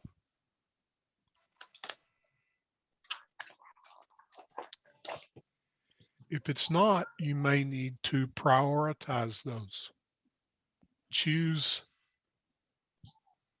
from your several short-term goals, choose the higher priority ones for you. And by the way, I haven't said this frankly, but it's almost always, not always, but almost always a good idea to eliminate debt first. That should be a priority. We're going to talk more about that and why that's true. It's called interest. But though paying off debt should be a high priority short-term goal. So how much do you need to save a week? Times 4, save a month, page 46. Okay. And then look back at your short-term goals and consider these things. What are the pros and cons of my goals?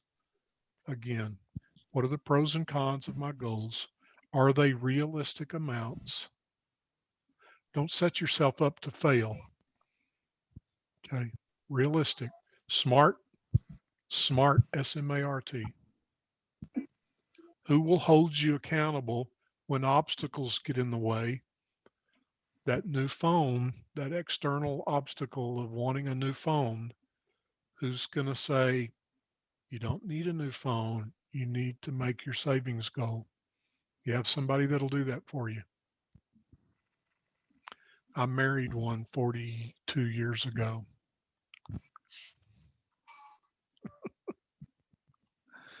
She holds me accountable. Okay. And consider this, how do my goals contribute to God's plan to restore my relationships?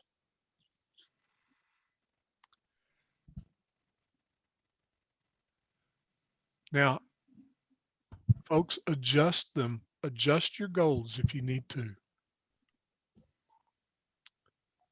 Realistic, accountable, God honoring, time bound. Okay. Adjust them if you need to. You don't have to get it all done today or next week. All right. Be realistic, but set the goal, write it down. Commit to it.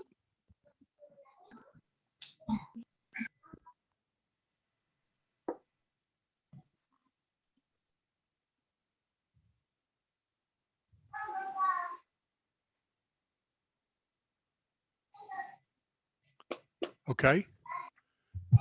You feel okay about that? Understand it? And if you don't finish it today, you've got 2 weeks. Take a little time to go back and work on it, adjust it. Remember, you've got your homework to do too that we talked about. So let's do one more quick unit here. I know we've just got a couple of minutes, but this will get us right up to on schedule. So I want you to share these. I want you to share your goals and continue to track your income and expenses. Again, big deal. Share your long-term and short-term savings goal with at least one other person in your life who can support you. You want this to be a positive person who can help you reach some. Ask them to check in on your progress regularly. Write that person's name down right there on page 47. Who are you gonna get to be your accountability partner, so to speak? Okay. Again, continue to track your daily income and expenses. I know you're going to get tired of hearing me. You're already tired of hearing me say this, but it's really a big deal. Now, next week, or in 2 weeks, actually, we're going to examine our daily income and expenses, and we're going to develop a monthly spending plan. And in order to do this, you have to have these income and expenses very accurately recorded. It might help you to save copies of receipts and bills, checks, things like that. You may want to have them with you, look them up. I know I still do my checking account balancing on paper. I print it out, get it from the bank online, and I print it out and I make check marks in my checkbook and in QuickBooks and on the statement. So I'm pretty ACDC, not OCD about that. You know that you've seen the T-shirt that it says ACDC on it, and it says highway to, oh, look, there's a squirrel. So do what you need to do to track this. And by the way, I think I said this before. I'll say it to anybody that'll listen to me. You ought to keep all your receipts. You need to keep receipts. You need to get into the habit of doing that. Hang on to them. They come in more than handy sometimes. All right.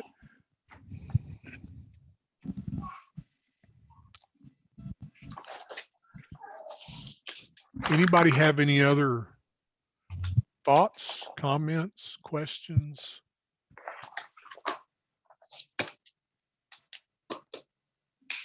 I liked when you were encouraging us last week to keep track of all of our income, because sometimes you find money or you get extra money. And I sat there and thought, wouldn't it be nice to get some extra money?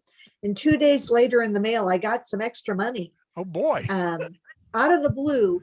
It was from like insurance 2 years ago or whatever. And apparently they just figured out I overpaid, or I don't know. I don't even have business with these people anymore. And I got money and I thought, that Dr. Bobby knows something. There you go. That's one of my spiritual gifts.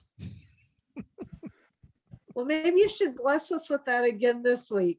Well, I do. I bless us with, God, what we need to flourish in your kingdom. Please give that to us in Jesus' name. Give us courage and discipline, God, to meet our goals, and not just for our own satisfaction, but so that we are the kingdom people that you want us to be, and that we receive your abundant life that you promise us. In Jesus' name, let this be so. Amen. So, friends, we'll meet again in 2 weeks on June 19th, 14 days, June 19th, 9 o'clock. We have 4 more sessions to go. We're going to meet on the 19th and then again on the 26th. We'll only go 1 week because we will take the 4th of July weekend off. Every 2 weeks it would have fallen on July 3rd, but we'll do 2 weeks in a row and then we'll go to July 10th after that. But just don't worry about that. Next 2 weeks, June 19th, 9 o'clock, same bat time, same bat channel. Appreciate you all. And I will see you then. And anybody have any questions, anything before we go? All right. You guys have a very blessed day and weekend. And I'll see you a week from Saturday. Bye-bye. See Katie, see Caitlin. Bye, Katie. Bye. Bye, Caitlin. Say bye. Bye, Mary. Bye, girls. Bye. Bye-bye. Bye.